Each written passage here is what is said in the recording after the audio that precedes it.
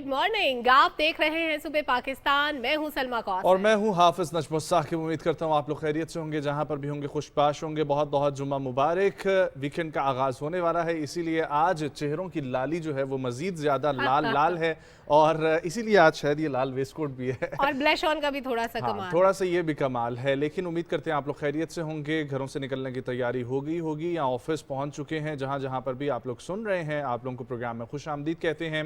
बाहर खूबसूरत सी सुबह है, कल शाम का मौसम बहुत खूबसूरत था और इसीलिए आज सुबह भी हल्की हल्की हवा चल रही है और आज सुबह हल्की हल्की ठंड भी महसूस कल हो रही इनफैक्ट थी। सुबह का मौसम भी बहुत खूबसूरत था, बारिश हुई, नज़ारे और भी धुल के निखर गए। लेकिन कल का दिन इस हवाले से भी खूबसूरत और यादगार था कि हमने कल का दिन अपने शोहदा को याद बेशक। करने के लिए वक्फ किया।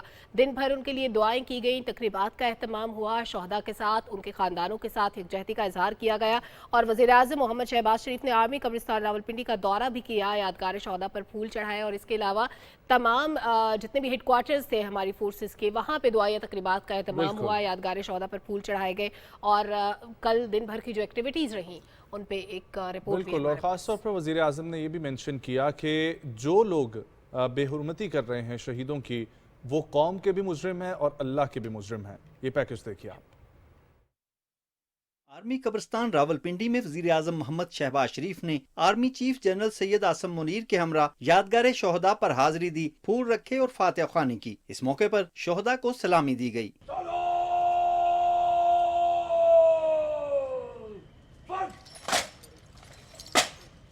वजीर आजम मोहम्मद शहबाज शरीफ ने शोहदा की बुलंदी दर्जात के लिए दुआ की। वजीर आजम के हमरा वजीर दफा ख्वाजा आसिफ, वजीर खजाना इसहाक डार और वजीर इत्तलात व नशरियात मरियम औरंगजेब भी मौजूद थीं। इस मौके पर तकरीब से खिताब करते हुए वजीर आजम मोहम्मद शहबाज शरीफ ने कहा कि कौम की नुमाइंदगी करते हुए शोहदा की कब्रों पर मोहब्बतों के फूल निछावर करने आया हूँ। उन्होंने कहा कि शहीदों ने अपने वतन की हिफाजत के लिए भरपूर कुर्बानियाँ दी। उन्होंने कहा कि 9 मई की तारीख को दोहराने नहीं देंगे। कायद का पाकिस्तान महफूज है और महफूज तरीन हाथों में है।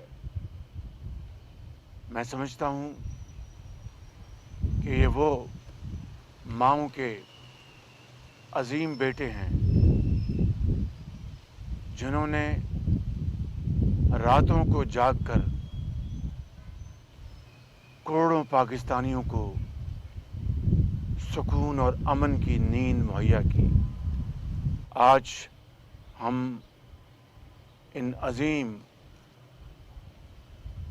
शोहदा को सलाम अकीदत पेश करते हैं। बदकिस्मती से एक लीडर के मंसूबाबंदी और बहकाने पे एक जत्थे ने जिस तरीके से इन शोहदा की बेहुरमती की, गाजियों की बेहुरमती की, फौजी तनसीबात पर हमले किए, तारीख इसको कभी भुला नहीं पाएगी। वजीर आजम ने कहा कि शहीदों की बेहुरमती करने वालों ने अल्लाह को भी नाराज किया और वो कौम के भी मुजरिम हैं। इन मुजरिमों को कैफरे किरदार तक पहुंचाएंगे। इन शरपसंदों की, इन दहशतगर्दों की मुकम्मल बेखकनी की जाएगी। इनका मुकम्मल कानून के मुताबिक सफाया किया जाएगा, बल्कि क़यामत तक दोबारा इस तरह का मौका नहीं होने देंगे इंशाअल्लाह। वजीर आजम का कहना था कि कुरान करीम ने शहीदों को जिंदा और उनकी तकरीम का दर्स दिया है। हम शहीदों और गाजियों की तकरीम पर आंच नहीं आने देंगे। जो अपनी ज़ात को, जो अपनी ज़ाती ख्वाहिशात को पाकिस्तान की अजीम तर मकासद से बालातर समझते हैं, वो गुमराह है। जो अपनी ज़ात को मुकद्दम रखकर तमाम अजीम मकासद को कुर्बान करना चाहते हैं, वो सही राह पर नहीं। उन्होंने कहा कि मुल्क का मफाद हमारी ज़ात और सब मफादात पर मुकद्दम है। वजीर आजम मोहम्मद शहबाज शरीफ ने कहा कि मुल्क से दहशत गर्दी के खात्मे और इसके इस्तेहकाम के लिए हुकूमत और अवाम अफवाज पाकिस्तान के साथ खड़े हैं। Mohammad Mir Azhar, Pakistan television news, Rawalpindi.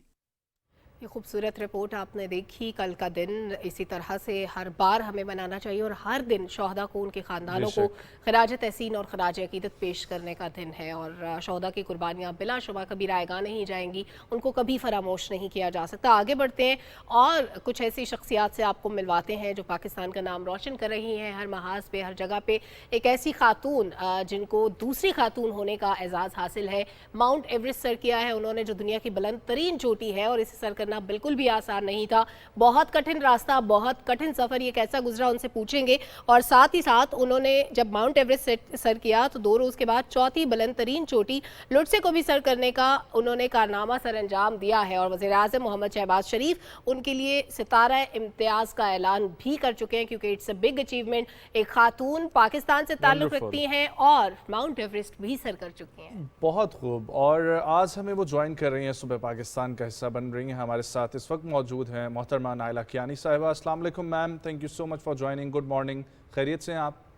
Good morning, बिल्कुल ठीक हूँ। आप कैसे हैं?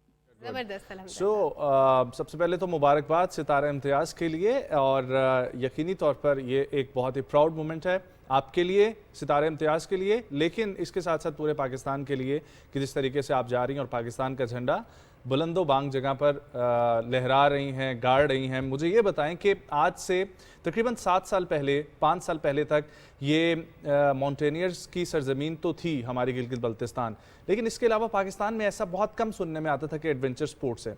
सो आपका ये सिलसिला कब से शुरू हुआ, और ये क्या आप पहली हैं फैमिली मेम्बर या इससे पहले भी कोई फैमिली में था? मैं पहली हूँ, मेरी फैमिली में कोई भी नहीं है जिसको माउंटेन क्लाइंबिंग का शौक या इवन रीडिंग मतलब रिसर्च करने का भी शौक हो। अभी of course they know about mountains, उनको पता है मेरी वजह से, लेकिन कोई नहीं था। और मुझे भी इंटरेस्ट अचानक से, मतलब मैं इत्तेफाक से इस फील्ड में आई हूँ, मेरा कोई प्लान नहीं था। 5 साल पहले मैंने K2 बेस कैंप ट्रैक किया था, जहाँ से मुझे इंस्पिरेशन मिली थी माउंटेन क्लाइंबिंग ट्राई करने की। आई हैड नो आइडिया कि 5 साल में मैं इस मुकाम तक पहुंच जाऊंगी। ये तो शौक की बात है कि आपका शौक आपको कहाँ तक ले गया। अब जरा एवरेस्ट के सफर की कहानी बताएं, कैसा सफर रहा, कितने दिन में कटा, क्या क्या हुआ आपके साथ? पीक जो कि 8,000 मीटर की पीक्स में से एक है, वो पिछले महीने क्लाइम की थी। उस पे मुझे 1 महीना लगा था, इसलिए एवरेस्ट पे जो एक्लामेटाइजेशन प्रोसेस है वो मुझे उसमें पूरे प्रोसेस से गुजरना नहीं पड़ा। एवरेस्ट मैंने बेस कैंप पहुंच के 10 दिन में समिट की।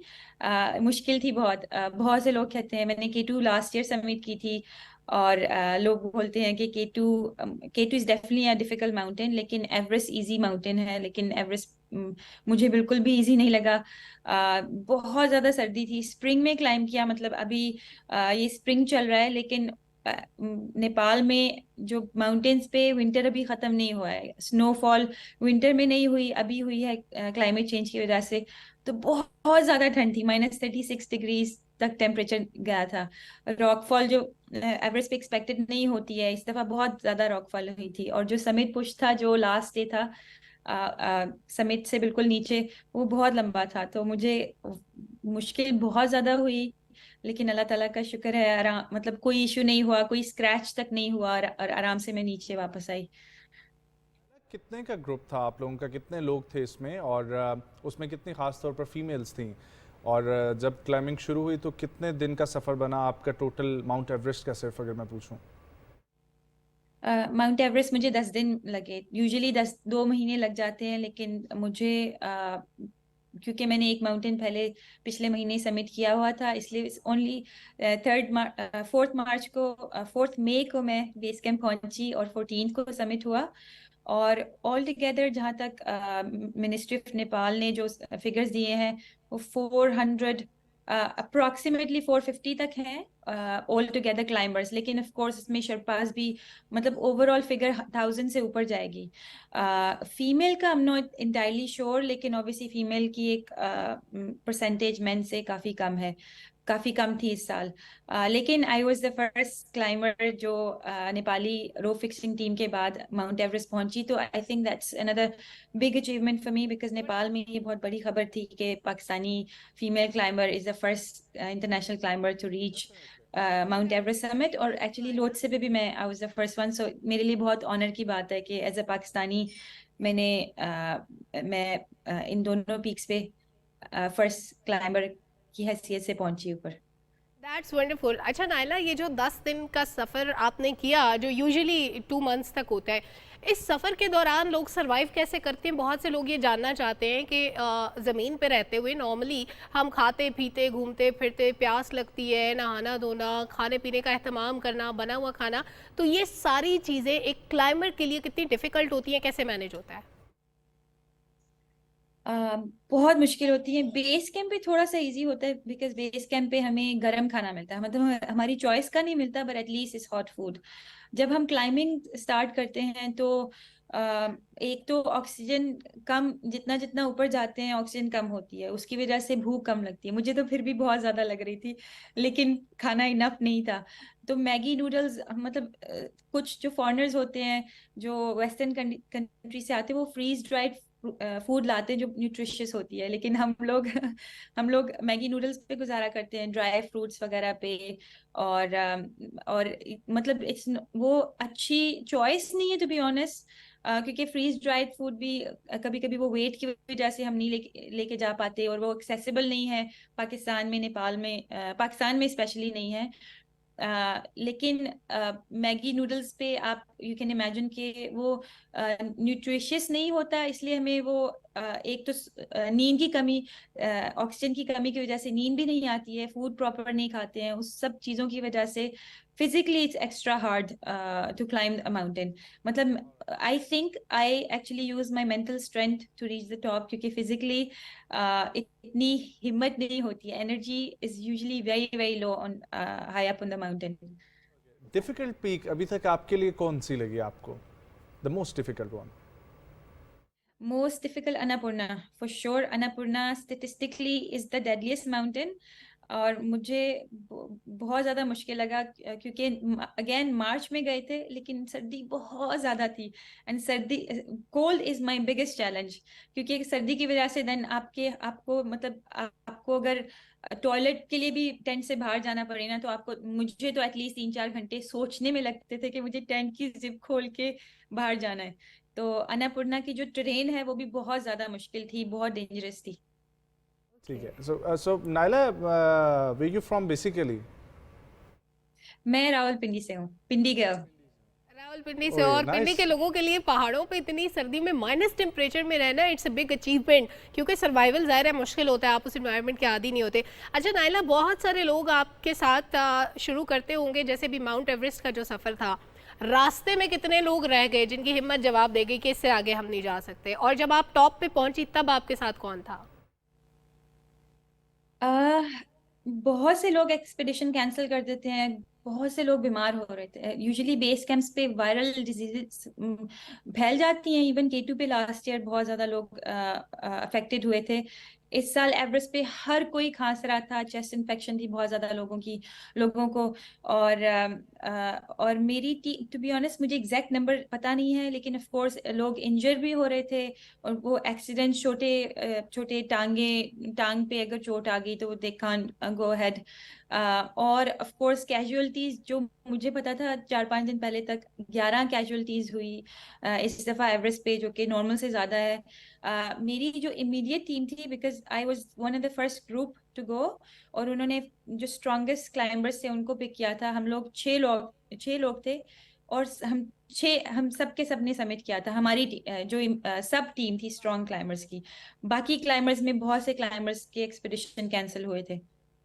और जब आप क्लाइंबिंग के लिए नहीं जा रही होती नाइला, उस वक्त आप लोग क्या कोई ख़ास ट्रेनिंग करते हैं खाने की, फिजिकल एक्सरसाइज, ताकि आप अपने आप को स्ट्रॉन्ग रख सकें अगली एक्सपेडिशन के लिए? बिल्कुल. बहुत मतलब जैसे अगर फॉर एग्जांपल पिंडी में, या मैं अभी दुबई में हूँ, तो यहाँ पे हम सिमुलेट नहीं कर सकते कोल्ड को या लैक ऑफ ऑक्सीजन को. तो मैं तो यूजुअली फिजिकल ट्रेनिंग पे बहुत ज़्यादा ध्यान देती हूँ. Physical training, mentally I think I am sure there exercises you can do to make your mind strong, लेकिन I think I am already mentally very strong, तो मुझे उसके लिए एक्स्ट्रा कुछ करना नहीं पड़ता। और डाइट में बैलेंस डाइट रखती हूँ। पहले when I was in aware के डाइट का क्या इफेक्ट होता है एथलीट की परफॉर्मेंस पे, तो मैं सब कुछ खाती थी, but I could see the difference के परफॉर्मेंस इतनी अच्छी नहीं है। अब जब मैं अपनी डाइट पे ध्यान रख रही हूँ तो आई कैन सी के परफॉर्मेंस थोड़ी सी ज्यादा इंक्रीज हुई है। तो physical training with very good diet is what I do when I'm not on mountains. Okay Naila, what's your next plan? Highest peak हो गई माशाल्लाह से, सो आगे कोई एडवेंचर स्पोर्ट्स शिफ्ट करने का प्लान है या माउंटेनिंग पे ही जोर देना है? नहीं, आई थिंक मेरा शौक है कि कुछ और माउंटेन 8000 प्लस करके definitely, I mean I want to focus on snowboarding and skiing. उसके लिए मुझे टाइम नहीं मिलता है टू बी ऑनेस्ट, क्योंकि already I am a mother of 2 kids and I have a career. तो जब ये हो जाएगा high peaks, then I will focus on snowboarding. आप इसके अलावा भी कुछ कर रही हैं? हेलो नाइला, आप तक आवाज़ आ रही है? अगर आ रही है तो सवाल ये है कि आप इसके अलावा भी कुछ कर रही हैं like professionally? I just left my banking job, क्योंकि मुझे फुल टाइम जॉब के साथ ये एक्सपीडिशंस पे जाने का टाइम नहीं मिलता था। But I am starting adventure life coaching business. I have a friend who is a life coach, और उनकी एक्सपर्टीज यूज करके आई यूज माई एडवेंचर। तो यस, तो वो मेरा प्लान है। एंड उसके अलावा मैं बस ये माउंटेनियरिंग से आउटसाइड जो फिजिकल ट्रेनिंग होती है, boxing, I am a boxer, तो मैं वो बॉक्सिंग भी करती हूँ। तो आई have a busy lifestyle.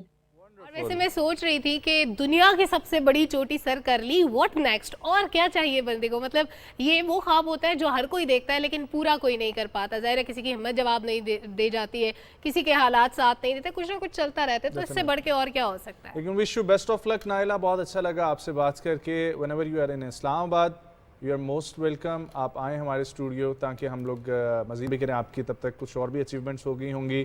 Thank you so much for joining. ख़वातीन और हज़रात, ये थी पाकिस्तान का एक मस्बत चेहरा जो पाकिस्तान का नाम बुलंद कर रही थी और जगह जगह पर पाकिस्तान का झंडा लहरा रही हैं। यकीनी तौर पर हमारी ख़वातीन किसी से कम नहीं हैं और ये पूरा एक मौजू है, जितनी भी हम डिबेट करें कम है, लेकिन पाकिस्तान तरक्की कर रहा है और यही इसकी एक फ़कीदुल मिसाल एग्जाम्पल है। इसमें कोई शक नहीं है कि ये फ़कीदुल मिसाल एग्जाम्पल है और ये ऐसे एग्जाम्पल है जिसमें हमारे लिए बहुत सारी सीखने की चीज़ें हैं, हमारे लिए बहुत सारी ऐसी बातें हैं जिनसे हमें मोटिवेशन मिलती है। लेकिन कुछ ऐसी चीज़ें हैं जिनको देख के हम वैसे भी मोटिवेट होते हैं। हमारे आसपास कुछ ऐसी एक्टिविटीज़, कुछ ऐसी न्यूज़ आ रही होती हैं जो हमें बड़ा एक्साइटमेंट के लिए एक हौसला देती है, जिंदा रहने की उम्मीद देती है। एग्जैक्टली उसमें से एक हौसला देने वाली खबर ये है कि हज ऑपरेशन का आगाज़ ज़ाहिर है हो चुका है पहले से, और जो आज़मीन हज जा रहे थे अभी से पहुंचना शुरू हो गए थे क्योंकि ज़ाहिर है पहले से फ़्लाइट्स शुरू हो चुकी हैं। उनके लिए उन हाजियों को फैसिलिटेट करने के लिए क्या किया गया है कि एक मेन कंट्रोल रूम कायम कर दिया गया है ताकि जितनी भी फैसिलिटीज़ हैं वो चैनलाइज हों, उनका रिकॉर्ड रखा जा सके और तमाम लोगों को फैसिलिटेट किया जा सके। तो वज़ारत मज़हबी उमूर के कंट्रोल रूम में आज़मीन को क्या क्या सहूलियात फराहम की जा रही हैं, ये बताएंगे राना फ़हीम असलम। पाकिस्तानी आज़मीन के लिए मदीना मुनव्वरा में मेन कंट्रोल रूम के जरिए सहूलत और रहनुमाई के शुबाजात मसरूफ़ अमल हैं। डेफिनेटली हज में मसाइल होते हैं, जिस तरह एक घर में एक सहूलियात होती है वो तो एक जगह पे आप नहीं दे सकते, ज़ाहिरी बात है। एक हुजूम भी होता है, एक रियाजुल जन्ना के चैलेंजेस है हमें, लेकिन अल्हम्दुलिल्लाह तमाम चीज़ों को हम ओवरकम कर रहे हैं और हमारे जितने भी स्टाफ है ये 24 आवर्स काम कर रहे हैं। मेन कंट्रोल रूम में आज़मीन की सहूलत के लिए मुख्तलिफ शोबों का क़याम अमल में लाया गया है। इसका मकसद ये है कि हमारे हाजियों को रास्तों की रहनुमाई करना और उसके अलावा फिर उनके खानों का ख्याल रखना, रियाजुल जन्ना में एंट्री की सहूलत मुहैया करना। आज़मीन के अलामती कार्ड्स जो गुम हो जाते हैं वो दोबारा बनाए जा रहे हैं। कार्ड के लिए आए थे, कार्ड हमें मिल गया। बस कार्ड मदीना से हमें मिल गया है आराम के साथ। 800 कार्ड हम डुप्लीकेट जारी कर चुके हैं। मदीना में कायम मरकजी कंट्रोल रूम में शिकायत सेल कायम किया गया है जहाँ पर आज़मीन अपनी शिकायत का इंदराज करके अपने मसाइल का हल तलाश कर रहे हैं। मोस्टली कंप्लेंट्स है इसमें ये होता है कि हाजी अपने होटल का रास्ता भूल जाते हैं। फिर उसके अलावा इनका जो अक्सर ज़्यादा इश्यूज आ रहे हैं वो आ रहे हैं हाजियों के रिलेटेड, जो इनका बैगेज है, यानी उनका बैगेज क्लेम के लिए भी हमारी टीम अलहदा काम कर रही है। मरकजी कंट्रोल रूम में शुबा गुमशुदगी भी कायम कर दिया गया है जहाँ आज़मीन का सामान और रास्ता भूलने वाले पाकिस्तानियों को उनकी रिहाइश गाहों पर पहुँचाया जा रहा है। कल जो ना 12 साढ़े 12 बजे से अभी तक हमारा बैग नहीं मिला, उसमें हमारे कपड़े, एहराम वगैरह सारा सामान है। तो आपका जो ना पाकिस्तानी हमारे ये इसका जो ना हवाला दिया होटल वालों ने, तो इसलिए हम जो है ना परेशानी की वजह से आए। यहाँ पे तकरीबन जो आती हैं फ्लैट रेट जिनके लगेज वगैरह गुम जाते हैं उनको हम होटल तक पहुँचाते हैं। कोई आज ही गुम हो जाए या किसी आगे का बैग गुम हो जाए तो वो यहाँ जब आते हैं तो हम उन्हें यहाँ से गाड़ी पे बिठा के उनकी बिल्डिंग तक पहुँचाते हैं। मदीना में कायम मरकजी कंट्रोल रूम में मीडिया सेल का भी क़याम अमल में लाया गया है। हमारा एक काम तो आज़मीन हज की एक्टिविटीज़ भी दिखाना है और दूसरा जहाँ पे कोई विजिलेंस वगैरह का मसला है, कोई बेहतरी का है तो वो हमने हाई अप्स को वो भी बताते हैं। आज़मीन हज के लिए हुकूमत पाकिस्तान और वजारत मज़हबी अमूर मदीना में दिन रात कोशां है। मेन कंट्रोल रूम कायम करने का मकसद आज़मीन को सहूलतें पहुँचाना है। Rana Faheem Aslam, PTV news, Madina. जी, और ये ख़बर आप लोग देख रहे थे। मदीना मुनव्वर से आगे बढ़ते हैं और अब जिक्र करते हैं, आप लोगों को मैं बताता हूँ, बहुत ही खूबसूरत खबर है मेरे पास, एंड दैट इज़ फॉर जदीद फ़न तामीर के लिए दुनिया भर में मशहूर मुत्तहदा अरब इमारात उन्होंने अब अपना चांद बनाने की जो है ठान ली है और उसके लिए कंस्ट्रक्शन बनाना शुरू कर दी है। ये हम लोगों ने जिक्र भी किया था उस दिन। बैनुल अक़वामी मीडिया की रिपोर्ट्स के मुताबिक ये मसनूई चांद बिल्कुल असली चांद की कॉपी होगा और जिसकी तैयारी में तकरीबन 4 बिलियन पाउंड से ज़ायद की लागत आ रही है और इस प्रोजेक्ट की माली मुआवनत जो है वो मून वर्ल्ड रिजर्वॉइट्स कंपनी करेगी और कनाडा की एक बिजनेसमैन और मसनूई चांद बनाने का प्रोजेक्ट के शरीक बानी माइकल हेंडरसन ने 30 मीटर बुलंद इमारत के ऊपर चांद बनाने का मंसूबा बनाया है। लेकिन इसके साथ साथ एक और खबर मेरे पास है और वो है कि सैयारा ज़हल हमारी मालूमा कायनात का सबसे जो है वो कमाल का सैयारा और उसके साथ ये तस्वुर किया जाता है कि आपको पता है उसके चांद कितने हैं। हमारे पास तो एक चांद है, इसीलिए हम दूसरा चांद बनाने की कोशिश कर रहे हैं। 147 चांद जो हैं वो सैयारा ज़हल के इर्द गिर्द मौजूद हैं। जी बिल्कुल, और 62 चांदों का एक साइड पे है और दूसरी तरफ बकिया चांद हैं और इस तरह ज़हल के कुल चांदों की तादाद 147 है। लेकिन एक जानिब तो इसमें अजीम चांद टाइटन भी है और दूसरी जानिब एनसेल्ड नामी चांद भी मौजूद है। वैसे सोचें कि ये प्लैनेट कितना बड़ा होगा। हम कहते हैं कि हमारी ज़मीन सबसे बड़ी है, लेकिन ये देखें जिधर 150 चांद हैं उधर सोचें कि वो कितना बड़ा सैयारा होगा। Now we have very interesting video जिसमें एक बच्ची एक बतख को सीढ़ियाँ चढ़ना सिखा रही है। कितनी इंटरेस्टिंग बात है। स्लाइड लेना भी। आप जरा वीडियो देखें कि ये कितनी इंटरेस्टिंग है, कितनी प्यार भरी, कितनी खूबसूरत, छोटी मोटी सी शरारतों से भरपूर वीडियो देखें। ये देखें ये क्या करने लगी है। सबसे पहले ये भी बतख को सिखा रही है कि आपने सबसे पहले क्या करना है, पहला स्टेप, दूसरा। ये स्लाइड ले रही है। ओह, बतख भी नीचे आ गई। वाह। और अभी उसको बताएगी कि वापस सीढ़ियों से कैसे आना है। पहले उसको सीढ़ियां चढ़ाई हैं अपने साथ, उसके बाद स्लाइड भी करवाया है। Very interesting. आज का दिन के हवाले से भी हम लोग बात करते हैं तो आज का दिन बैनुल अक़वामी तौर पर मनाया जा रहा है। गैर हुकूमती इलाकों के लोगों के साथ इजहार यकजहती के तौर पर यह दिन मनाया जा रहा है और इसको मनाने का मकसद ये है कि जिस तरीके से हमारा फाटा रीजन होता था, जिस वक्त तक उसका हुकूमत में इल्हाक नहीं हुआ था, वहाँ के लोगों के हकूक़ के ऊपर बात करना। 1999 में ये कायम किया गया था और 1946 में अक़वाम मुत्तहिदा के कई रुकन ममालिक ने अपनी इंतज़ामिया के तहत ऐसे मुतअद्दिद इलाकों की निशानदही की थी जो खुद मुख्तार नहीं थे और उन्हें अक़वाम मुत्तहिदा की फहरिस्त में शामिल किया गया था। गैर खुद मुख्तार इलाकों का इंतज़ाम करने वाले ममालिक को इंतज़ामी इख्तियारात कहा जाता है। क्या बात और इसी हवाले से आज का दिन ये मनाया जा रहा है। ये दिन मनाया जाता है। अब मेरा ख्याल है पाकिस्तान में ऐसी कोई जगह नहीं है। अब मेरा ख्याल है कि पाकिस्तान में ऐसी जगह नहीं है क्योंकि ज़ाहिर है फाटा के इंतजाम के बाद वो एरिया जो है वो अब सारे एरिया जो है वो डायरेक्टली गवर्नमेंट के अंडर कंट्रोल है। जिन पे गवर्नमेंट का कंट्रोल नहीं होता, ये खबर उन इलाकों से मुतालिक थी और ये बहुत से ममालिक में होता है, नॉट जस्ट अबाउट पाकिस्तान।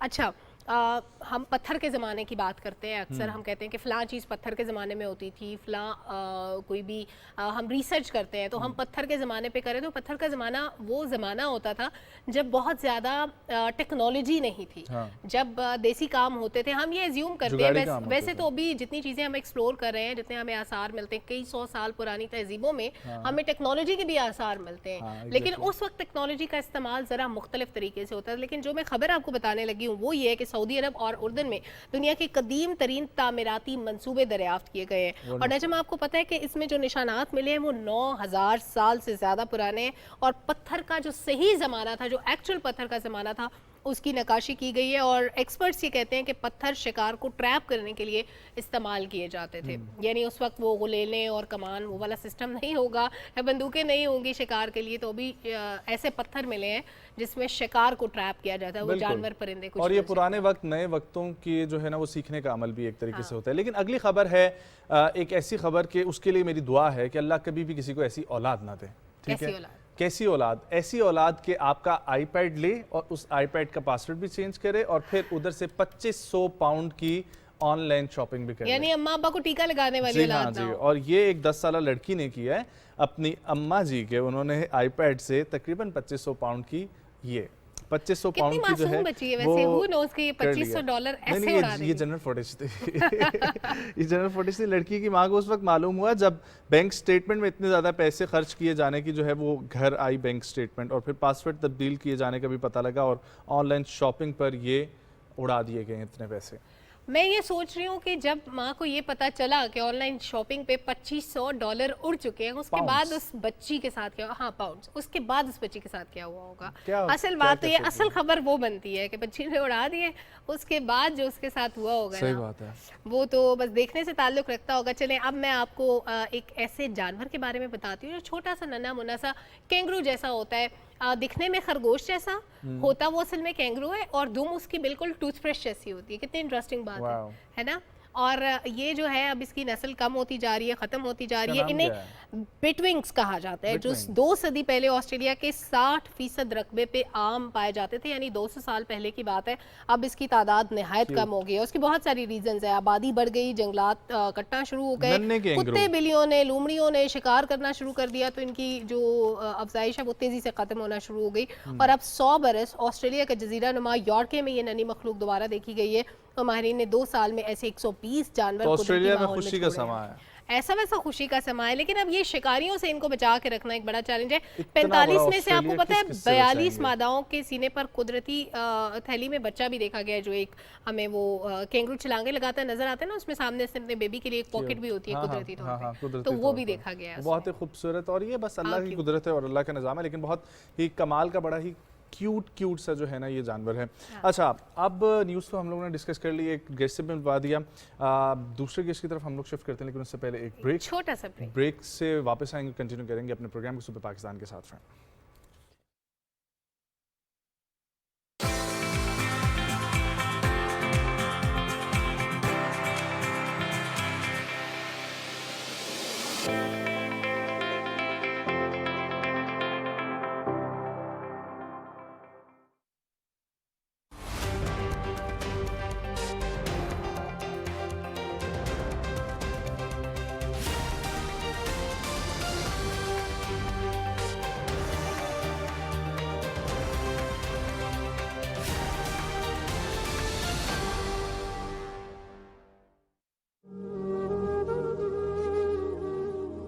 फौज हमारी है, हमारी वो हर तरह से ख्याल रखती है, हमारी सिक्योरिटी का, हमारी हिफाजत का। और ये जो 9 मई को जो अमल हुआ है, ये सोचने वाली बात है कि 75 साल से जो काम नहीं हुआ वो 9 मई को हो गया। क्या वो हमारे अपने? हमें ये सोचना है कि वाकई ये अपने, और अगर अपने नहीं है तो फिर इनको सिखा दिया जाए कि जो अपने नहीं होते उनके साथ क्या किया जाता है। पाक फौज जिंदाबाद, हम सब पाक फौज के साथ।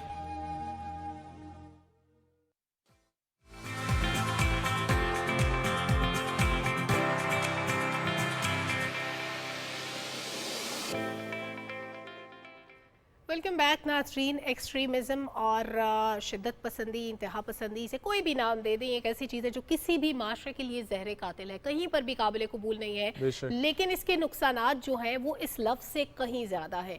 ये देखने में जितना छोटा लफ्ज़ है उसकी तबाही उतनी ही ज़्यादा है। जब हम इसको ख़त्म करने की बात करते हैं या इसको एज प्रॉब्लम भी एड्रेस करने की बात करते हैं, तो एक फोरम हमारे पास आता है मस्जिद व मेंबर का, जहाँ से मैसेज दिया जा सके कि हमने किस तरह मजहबी रवादारी को फ़रोग देना है, किस तरह शिद्दत पसंदी को ख़त्म करना है। और दूसरा फोरम सबसे इंपॉर्टेंट, सबसे बड़ा, वो है हमारे तालीमी इदारे, उनका निसाब कैसा हो, वहाँ पे असातिज़ा कैसे हो, वो बच्चों को क्या सिखाएं, और जो मौजूदा निसाब है उसकी इंटरप्रिटेशन भी असातिज़ा के कंधों पे उसकी जिम्मेदारी होती है, वो किस तरह से इंटरप्रेट किया जाए स्टूडेंट के लिए। ये एक बहुत अहम मामला है और बहुत रेलिवेंट गेस्ट आज हमारे साथ मौजूद है। बिल्कुल जी, हमारे साथ इस वक्त ज्वाइन कर रहे हैं हमें assistant education advisor, national curriculum council secretariat, ministry of federal education and professional training, हुकूमत पाकिस्तान, जनाब सुहेल बिन अजीज साहब। अस्सलाम वालेकुम sir, good morning, thank you for joining. खैरियत से आप? गुड मॉर्निंग, आपका प्रोग्राम बहुत अच्छा लगा सर, बहुत शुक्रिया आपका आने के लिए भी। और सर, ये यकीनी तौर पर एक इम्पॉर्टेंट टॉपिक है, इसीलिए हम चाहते थे कि हमने मुख्तलिफ यूनिवर्सिटीज़ के वीसीज़ के साथ, एजुकेशनिस्ट के साथ इस पर प्रोग्राम किए,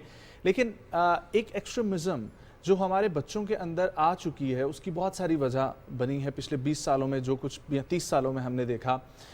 इस माइंडसेट को हम लोग कंट्रोल कर रहे हैं, लेकिन इसका एक बहुत बड़ा पार्ट है नेशनल करिकुलम।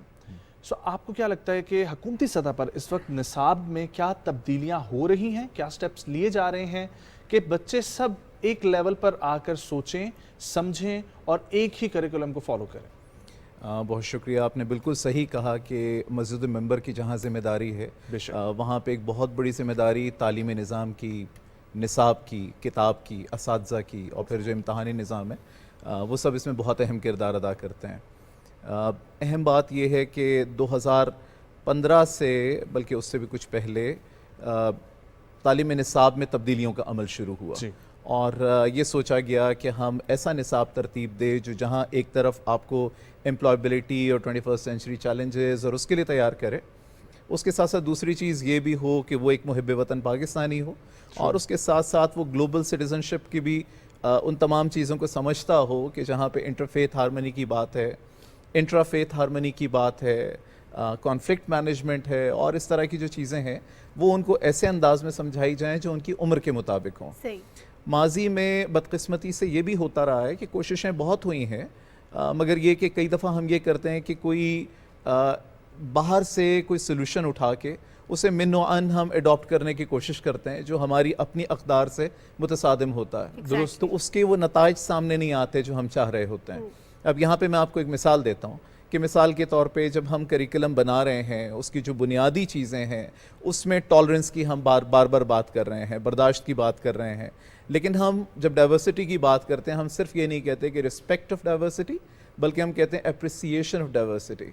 सो जब आप एप्रिसिएशन ऑफ डाइवर्सिटी को समझ जाते हैं कि जो आपके यहाँ तनव्वु है वो आपकी कमज़ोरी नहीं है बल्कि ताकत है, तो वो आपकी खूबसूरती है। एक गुलदस्ते में अगर रंग रंग के फूल हैं तो वो असल में उसको कमज़ोर नहीं बनाते, उसे बदसूरत नहीं बनाते, बल्कि उसे खूबसूरत बनाते हैं, हसीन बनाते हैं। तो सर इसका क्या मतलब है कि हमारी जिस तरीके से मुख्तलिफ हमारा कल्चर मौजूद है तो हर कल्चर का क्या अपना एक करिकुलम होना चाहिए, एक नेशनल करिकुलम तो होना चाहिए ना सर, जिस पे सब एक बेसिक क्राइटेरिया पे उतरे हैं?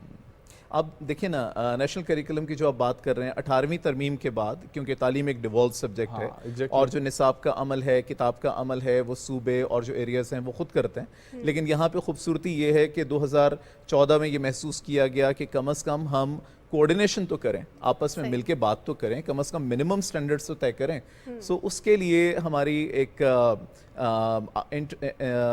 IPEMC inter provincial education ministers conference है, उसमें तमाम सूबों के जो एजुकेशन मिनिस्टर्स हैं उन्होंने ये तय किया कि हम एक इदारा बनाते हैं जिसे कहते हैं नेशनल करिकुलम काउंसिल, और वो मिनिमम स्टैंडर्ड्स तय कर दे कि ये सारी चीज़ें सब लोग पढ़ेंगे और उसके बाद आगे चलकर मिसाल के तौर पे गिलगित बल्तिस्तान में, मिसाल के तौर पे बलूचिस्तान के साहिली इलाकों में, मिसाल के तौर पे पंजाब के ज़रखेज़ मैदानों में जिस चीज़ की एक्स्ट्रा की ज़रूरत है, सिंध में, बाकी सूबों में, बलूचिस्तान में, सो वो उसके अंदर ऐड होता जाए।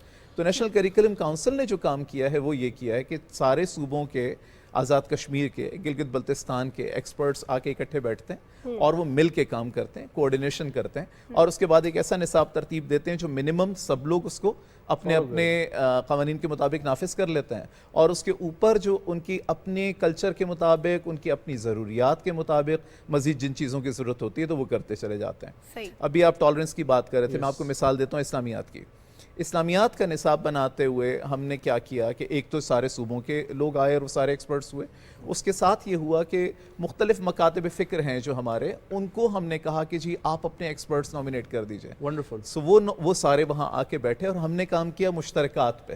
हमने कहा कि ठीक है, दीन में कुछ चीज़ें बिल्कुल कॉमन है, कुछ चीज़ें जो हैं वहाँ आपकी तरजीह हो सकती है। हम ये भी नहीं कहते कि वो हटके है, और हम कहते हैं तरजीह है, यानी एक ख़ास शख्सियत को फॉलो करना एक दूसरी से पहले, सो वो तरजीह है और उसकी बात आपके अपने तक रहे। मसलन हम कह देते हैं ठीक है नमाज ये है और उसको पढ़ने के अंदर आपने ये चीज़ें पढ़नी है, मगर आपने हाथ कहाँ बांधने हैं ये आप घर में सीख लीजिए, ये आप मस्जिद में सीख लीजिए, इमाम बारगाह में सीख लीजिए, अपने बुजुर्गों से सीख लीजिए, वंडरफुल। ये इंटरफेथ हार्मनी के लिए एक बहुत बड़ा स्टेप है। इंटरफेथ हार्मनी के लिए ये स्टेप है। जब इंटरफेथ हार्मनी की बात करते हैं तो वहाँ पे ये किया है। मिसाल के तौर पे हम किताबों में लिखते थे कि मस्जिद مسلمانوں کے نماز پڑھنے کی جگہ ہے.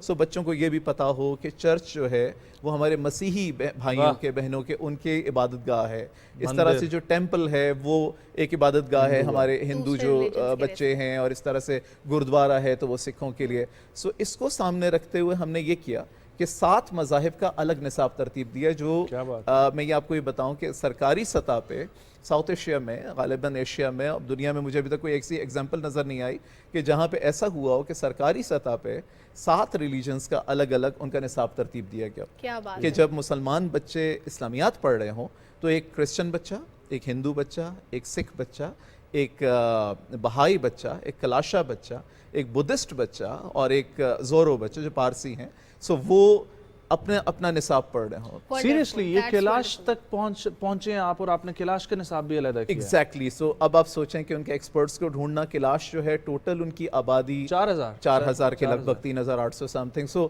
اس میں ہم نے یہ بھی کیا, وہاں سے بھی ایکسپرٹس بلائے, and then we went ourselves there کہ ان کے جو قاضیز ہیں ان کے ساتھ بیٹھ کے کہ ان کے ریلیجن کی صحیح ڈپکشن سامنے آ سکے.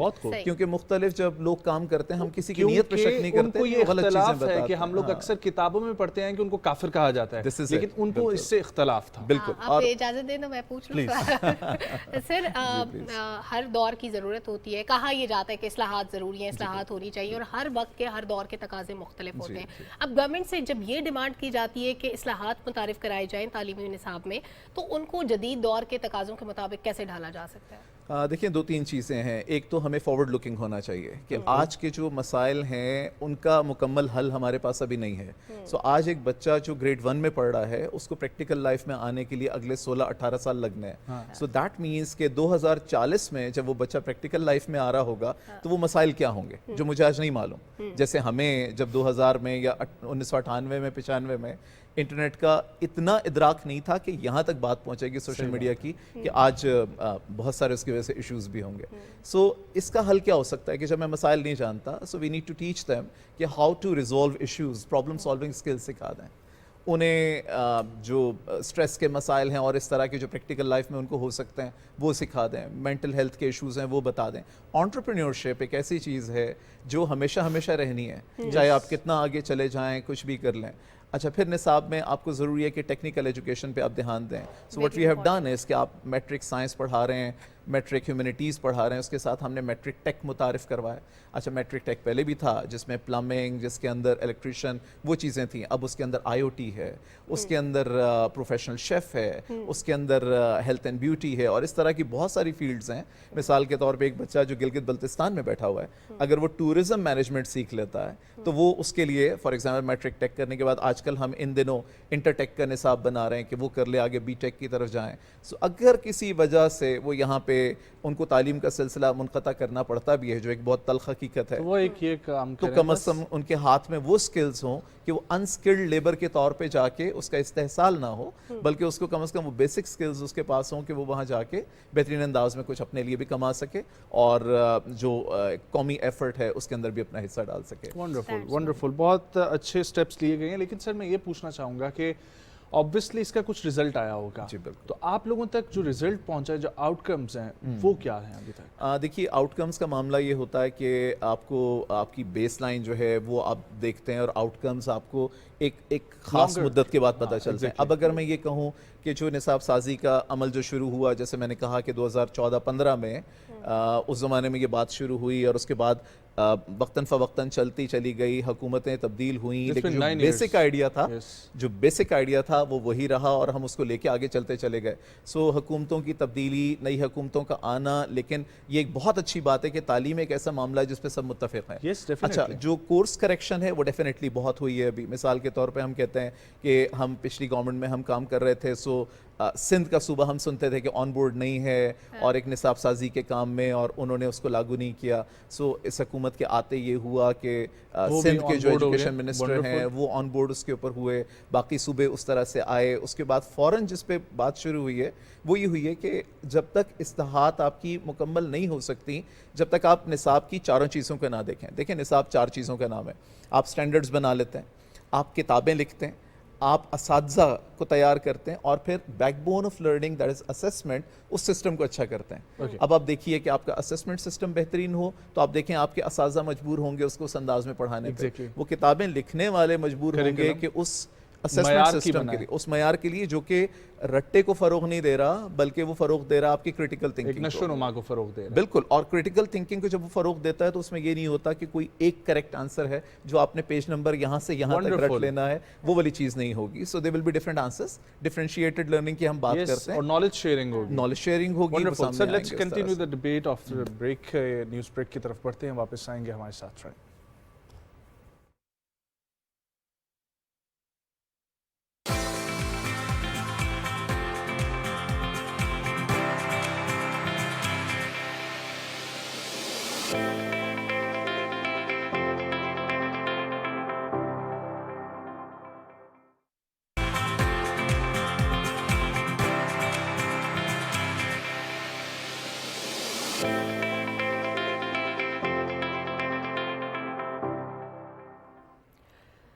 ویلکم بیک ناظرین. گفتگو کا سلسلہ جاری ہے. مہمان اسٹوڈیوز میں موجود ہیں. بات ہو رہی ہے ہمارے کریکولم سے متعلق اور خاص طور پہ مذہبی رواداری کا بھی ذکر ہوا. تو سہیل بن عزیز صاحب ہمارے ساتھ اسٹوڈیوز میں موجود ہیں.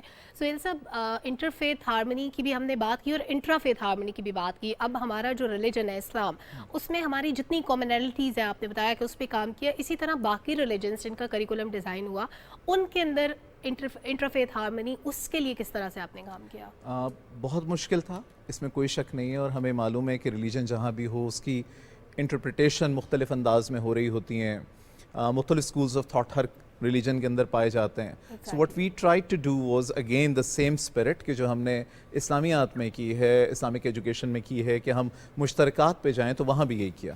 مثال کے طور پہ when we were working on Christianity curriculum, تو وہاں پہ ہم نے یہ کیا کہ جو پاکستان میں 4 سکولز آف تھاٹ جن کے اسٹوڈنٹس یہاں پہ ہیں, کم از کم ان کو ہم آن بورڈ لے لیں. So we called for Catholics and Presbyterians and آپ کے جو باقی 2 ان کے سیلویشن آرمی ہے اور پروٹیسٹنٹس ہیں. سو وہ چاروں اکٹھے ہو کے ان کے ایکسپرٹس آ کے اور انہوں نے بیٹھ کے یہ طے کیا کہ ٹھیک ہے, if you are using some text تو وہ یہ ہوگا, اگر ہم کوئی انٹرپریٹیشن دے رہے ہیں بائبل کی تو وہ اس انداز میں ہوگی, اگر ہم کسی فار ایگزامپل پروفیٹک اس کے اوپر بات کریں تو وہ کیسے ہوگا, and so on.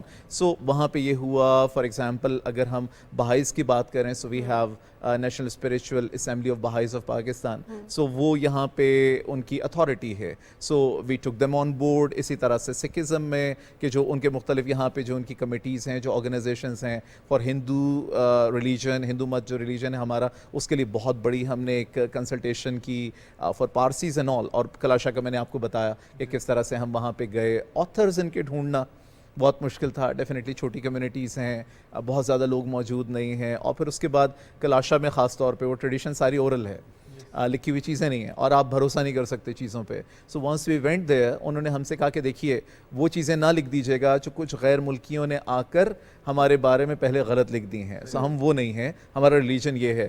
Tell me کہ آپ یہ باتیں اس کے اندر لکھ رہے ہیں. تو وہ ظاہری بات ان کے ساتھ جو لوگ تھے, so we assured them, and end of the day جب سائن آف ہوتا ہے تو وہ سب جب مطمئن ہو جاتے ہیں تو اس کے بعد اس پہ سائن آف ہوتا ہے. سر آپ نے 4 سٹیپس بتائے تھے, اس میں ایک تھا ٹیچرز ٹریننگ پروگرام. جی بالکل. اس کے لیے کیا کیا؟ اچھا, ٹیچر ٹریننگ کا جیسے میں نے کہا, موجودہ حکومت نے آتے ہی بہت زیادہ اس بات پہ ایمفیسائز کیا کہ ہم اسٹینڈرڈس بنا دیں یا کتابیں بنا دیں تو وہ شاید اتنا کافی نہ ہو جب تک ہم state of the art training کی طرف ہم نہ جائیں. سو اس پہ یہ ہو رہا ہے کہ جیسے نیشنل کریکولم کاؤنسل ہے وہ 4 چیزوں پہ کام کر رہی ہے. ہم کام کر رہے ہیں نصاب کے اوپر, یعنی جو اس کے اسٹینڈرڈس ہیں ہم ان کی کتابوں پہ, اور ٹیچر ٹریننگ کے لیے یہ کہ ماڈیولز بنائے گئے ہیں اس کے ٹیچر ٹریننگ کے. ماڈیولز بنا دینے کے بعد کچھ جو ہماری بڑی آرگنائزیشنس ہیں, یہاں فیڈرل ڈائریکٹریٹ آف ایجوکیشن ہے, federal government education institutions, cantts and garrisons ہیں جو آرمی کے ادارے ہیں پورے پاکستان میں ہیں, ان کے ماسٹر ٹرینرز لے کے ان کو ٹرین کر کے اور اس کے بعد ایک ماڈل کے ساتھ دونوں چیزیں ہم کر رہے ہیں, فیس ٹو فیس ٹریننگ. اور اس کے بعد آپ کو معلوم ہے کہ ڈیورنگ کووڈ ایک فینومینا ہمارا آیا آن لائن کا, اب نیو نارمل ہے وہ. سو اس کو یوز کرتے ہوئے کہ کتنا افیکٹولی ہم پہنچ سکتے ہیں ایک ایک گھر تک. ایپس بنی ہیں, ٹیلی اسکول پاکستان کی ایپ ہے, اگر آپ اس کو دیکھیں وہ ایک بہت زبردست کام ہوا ہے. اس میں آپ دیکھیں 5 چینلز ہیں, پرائمری کا الگ ہے, اس کے بعد سیکنڈری کے الگ ہیں, جو ایکسلریٹڈ لرننگ پروگرام ہے. سر سندھ کا بھی ضرور مینشن کریں, جو ہم آف ریکارڈ بات کر رہے ہیں. یہ سارے ہوئے ہیں, اور سندھ کا فار ایگزامپل ابھی جو کل ہم نے نیوز میں پڑھا ہے کہ سندھ میں جو ٹیچنگ لائسنس کی انہوں نے منظوری دی ہے, that is a Wonderful huge step, یہ ایک بہت بڑی بات ہوئی ہے. اور اسی طرح سے پورے پاکستان میں اصل میں نیشنل کریکولم کاؤنسل کی جو آئیڈیالوجی وہ یہی کہ ہم ایک دوسرے کے بیسٹ پریکٹسز سے سیکھیں. بہت اگر بہترین. کہیں کتابیں اچھی بن رہی ہیں تو کیوں نہ باقیوں کے ساتھ بھی وہ ایکسپرٹیز شیئر ہو.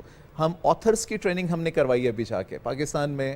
غالباً بہت عرصے میں پوچھتا رہتا ہوں سب سے کہ پہلے کبھی ایسا ہوا, تو ایسا نہیں ہو رہا تھا. سو ہم نے ابتدائی ٹریننگز کروائی ہیں آتھرس کی کہ آپ جو کتابیں رٹے سے ہٹائیں ان کو اور لے کر جائیں ان کو کریٹیکل تھنکنگ کی طرف, وہ کیسے لکھ سکتے ہیں. سو وہ بہت پسند کی گئی اور اب اس کے اوپر ایک پورا پلان بن رہا ہے. سو آتھرس کی ٹریننگ, ریویورز کی ٹریننگ, جو کتابیں ریویو کرتے ہیں اپروو کرنے سے پہلے, ان کی ٹریننگز, پلس ٹیچرز کی آپ نے بات کی, ان کی ٹریننگز اینڈ اسسمنٹ کی ٹریننگ. حالانکہ پہلے تو آتھرز اور ریویورز جو ہوتے ہیں وہ تو بادشاہ طبقہ تھا نا, جو مرضی کرے.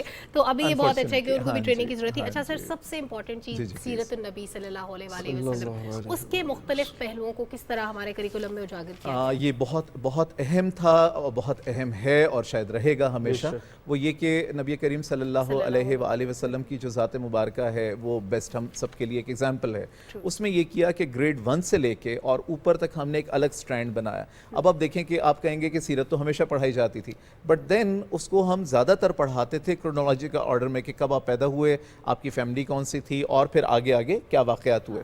اچھا وہ چل رہے ہیں اپنی جگہ, اس کو ہم نے چینج نہیں کیا, بٹ اس کے ساتھ ہم نے یہ رکھا ہے کہ جو practical aspects of the personality of رسول اللہ صلی اللہ علیہ وآلہ وسلم ہیں ان کو ہم لے کر آئیں. اسے ہم نے کہا مکی زندگی کے ماہ و سال اور مدنی زندگی کے ماہ و سال. اس میں نبی کریم بطور سربراہ خاندان, نبی کریم صلی اللہ علیہ وآلہ وسلم کا معاشی اسوہ, کہ آپ کو اگر وہ کرنا ہے فار ایگزامپل پورے ملک کے لیے, اپنے گھر کے لیے, ذاتی سطح پہ کیسے آپ معیشت کے بارے میں بات کرتے ہیں. نبی کریم صلی اللہ علیہ وآلہ وسلم بطور سربراہ ریاست, کہ سربراہ ریاست جب وہ تھے تو وہ کیا سٹیپس لیے, انہوں نے جو خطوط لکھے, اتنی چھوٹی سی ریاست تھی مدینہ کی, لیکن آپ دیکھیں کس انداز میں سفارتکاری اس سے سیکھنے کا طریقہ ہے کہ کیسے آپ کر سکتے ہیں. تو وہ اتنے پہلو ہیں اس کے, اور وہ زبردست انداز میں اس میں سموئے ہیں. اور مجھے بہت خوشی ہوتی ہے جب فیڈ بیک ملتا ہے لوگوں سے کہ یہ جو کام ہوا ہے الحمدللہ یہ پھل لا رہا ہے. اس میں کوئی شک نہیں ہے, کیونکہ ہم نے جب اسلامیات پڑھی تو ظاہر ہے ہم اس سے محروم رہے, اس پورشن سے جو اب آپ نے نہیں جی, یہ تو بہت, جب ہمارے وزیر ہیں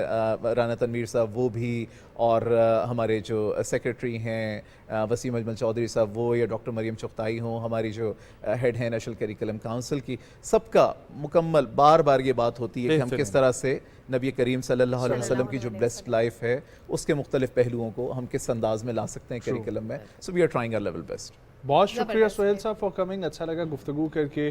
ہم یہی امید کرتے ہیں کہ آپ جیسے لوگ موجود ہیں, اور اسی طریقے سے ایجوکیشن جو ایک بیسک نیڈ ہے ہر معاشرے کی, وہ ہمارے ہر بچے کا جو حق ہے وہ اس تک پہنچے گا انشاءاللہ جی انشاءاللہ. بہت شکریہ سہیل صاحب. ایک بریک شامل کریں گے, واپس آئیں گے اور کنٹینیو کریں گے اپنے پروگرام کو. کہیں مت جائیں, صبح پاکستان کے ساتھ رہیں.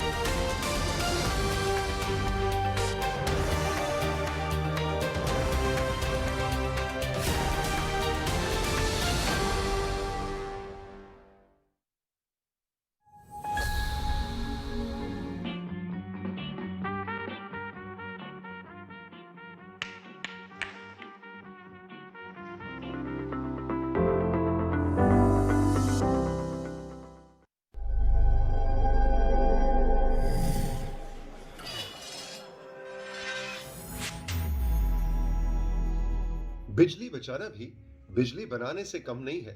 ہم بات کرتے رہتے ہیں کہ اس ملک کا بہت بڑا مسئلہ توانائی ہے, انرجی کرائسس. بجلی کی ہمیں ضرورت ہے تاکہ انڈسٹری چلے, گھر چلے, دفتر چلے, ہم سکون سے زندگی گزار سکیں. لیکن ہم کم ہی سوچتے ہیں کہ بجلی بنانے کی ذمہ داری کے ساتھ ساتھ بجلی بچانے میں ہم چھوٹا سا کنٹریبیوٹ کر سکتے ہیں. ایک یونٹ, ایک واٹ اگر ہم بچائیں تو یہ بجلی بنانے سے کم نہیں ہے. What matters for Pakistan? What matters for Pakistan?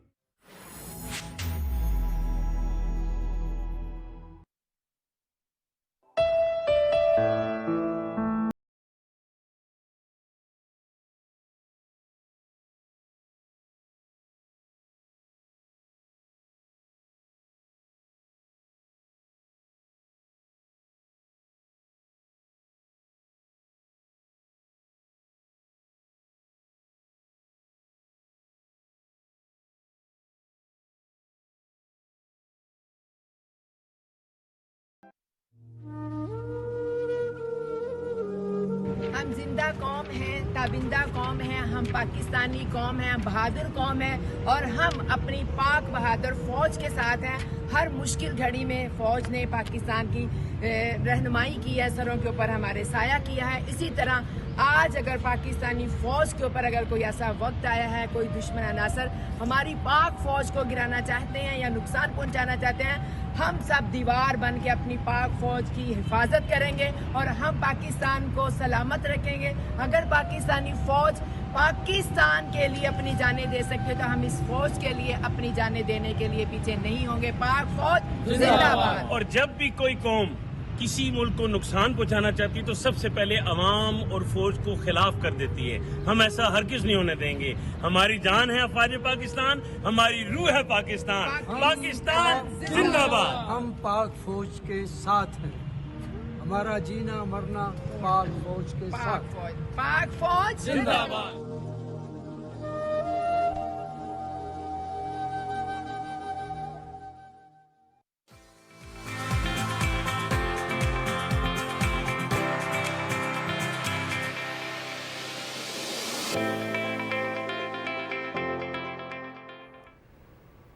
Welcome back ناظرین. کوئی بھی بچہ جو دنیا میں آتا ہے فطرتاً آزاد پیدا ہوتا ہے. اس کی شخصیت کو بنانے میں، بگاڑنے میں اس کے والدین کا بہت بڑا کردار ہوتا ہے. اور والدین کے لیے جب ہم بات کرتے ہیں کہ ان کے جو ٹریننگ ہوتی ہے، خاص طور پہ پیرنٹنگ کی ٹریننگ وہ بہت ضروری ہوتی ہے، جس پہ عام طور پہ دھیان نہیں دیا جاتا.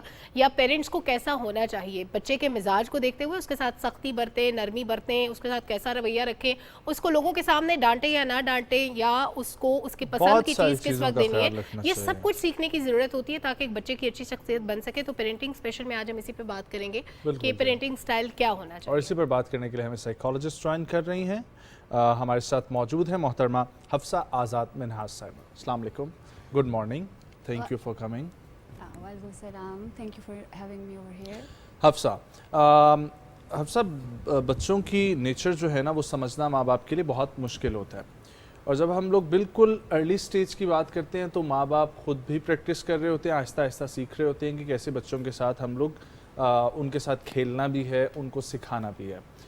تو یہ سٹیپس اگر میں پوچھوں آپ سے کہ ایک ایز اے سائیکالوجسٹ ہماری نیچر کو اور انسانی نیچر کو اسٹڈی کرتے ہوئے آپ کو کیا لگتا ہے کہ کیسے ہونے چاہیے، ایک آئیڈیل سچویشن کیا ہے کہ ایک گھر میں کیسے بچے کو پروان چڑھانا چاہیے؟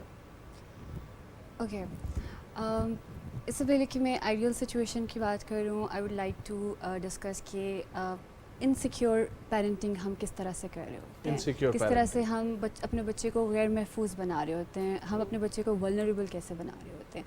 اچھا، ریسرچ یہ کہتی ہے کہ بچے کی زندگی کے جو شروع کے سال ہوتے ہیں اس میں والدین اپنے بچے کے ساتھ کس طرح کا رویہ رکھ رہے ہیں، اس کے ساتھ کس طرح کا تعلق بنا رہے ہیں، یہ اس چیز کو ڈیسائیڈ کرنے میں ایک بڑا کردار ادا کرتا ہے کہ بچہ جو ہے آگے کی زندگی میں جا کے اس کا بیہیویئر کس طرح کا ہوگا، وہ کس طرح کے ریلیشن شپس بنائے گا. سو اگر ہم بات کریں کہ کون سے پیرنٹنگ سٹائلز، پیرنٹنگ کے کون سے ایسے طریقے ہوتے ہیں جو بچے کو ولنریبل بناتے ہیں، تو کہا جاتا ہے کہ اکثر ہم بچے کو نگلیکٹ کرتے ہیں.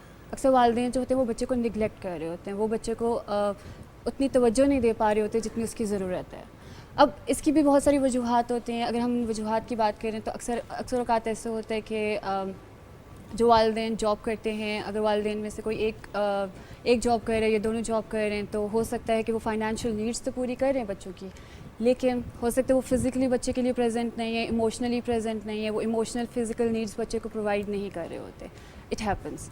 اس کے علاوہ اگر والدین میں سے کوئی بھی مینٹل ہیلتھ ایشو کو سفر کر رہا ہے یا اس کا کوئی سائیکولوجیکل پرابلم چل رہا ہے یا پھر والدین میں سے کوئی بھی نشے کی بیماری کا شکار ہے، تو چانسز ہیں کہ کیونکہ اس کی فزیکل اور ایموشنل ہیلتھ جو ہے وہ خراب ہوتی ہے والدین میں سے کوئی بھی اگر اس بیماری کا شکار ہے، تو اس کا مطلب ہے کہ والدین جو ہیں وہ خود ایموشنلی فزیکلی اس اسٹیٹ میں نہیں ہیں کہ وہ بچے پر توجہ دے سکے یا بچے کا خیال کر سکے.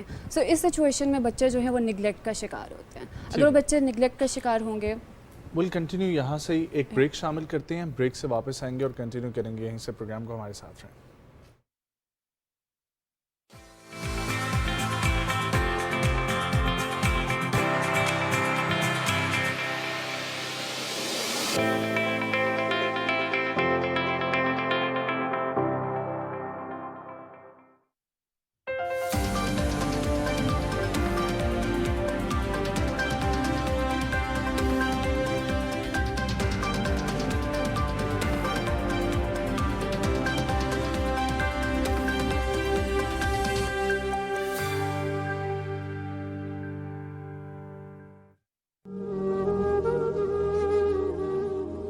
पाक फौज हमारी है जिंदाबाद, मुल्क हमारा है पाकिस्तान जिंदाबाद। 9 मई को होने वाले तमाम वाक़यात की पुरजोर मजम्मत करता हूँ और जो लोग भी इसमें मुलव्वस हैं उन्हें इकरार वाक़ई सज़ा दी जानी चाहिए। पाक फौज जिंदाबाद, पाकिस्तान पाइंदाबाद।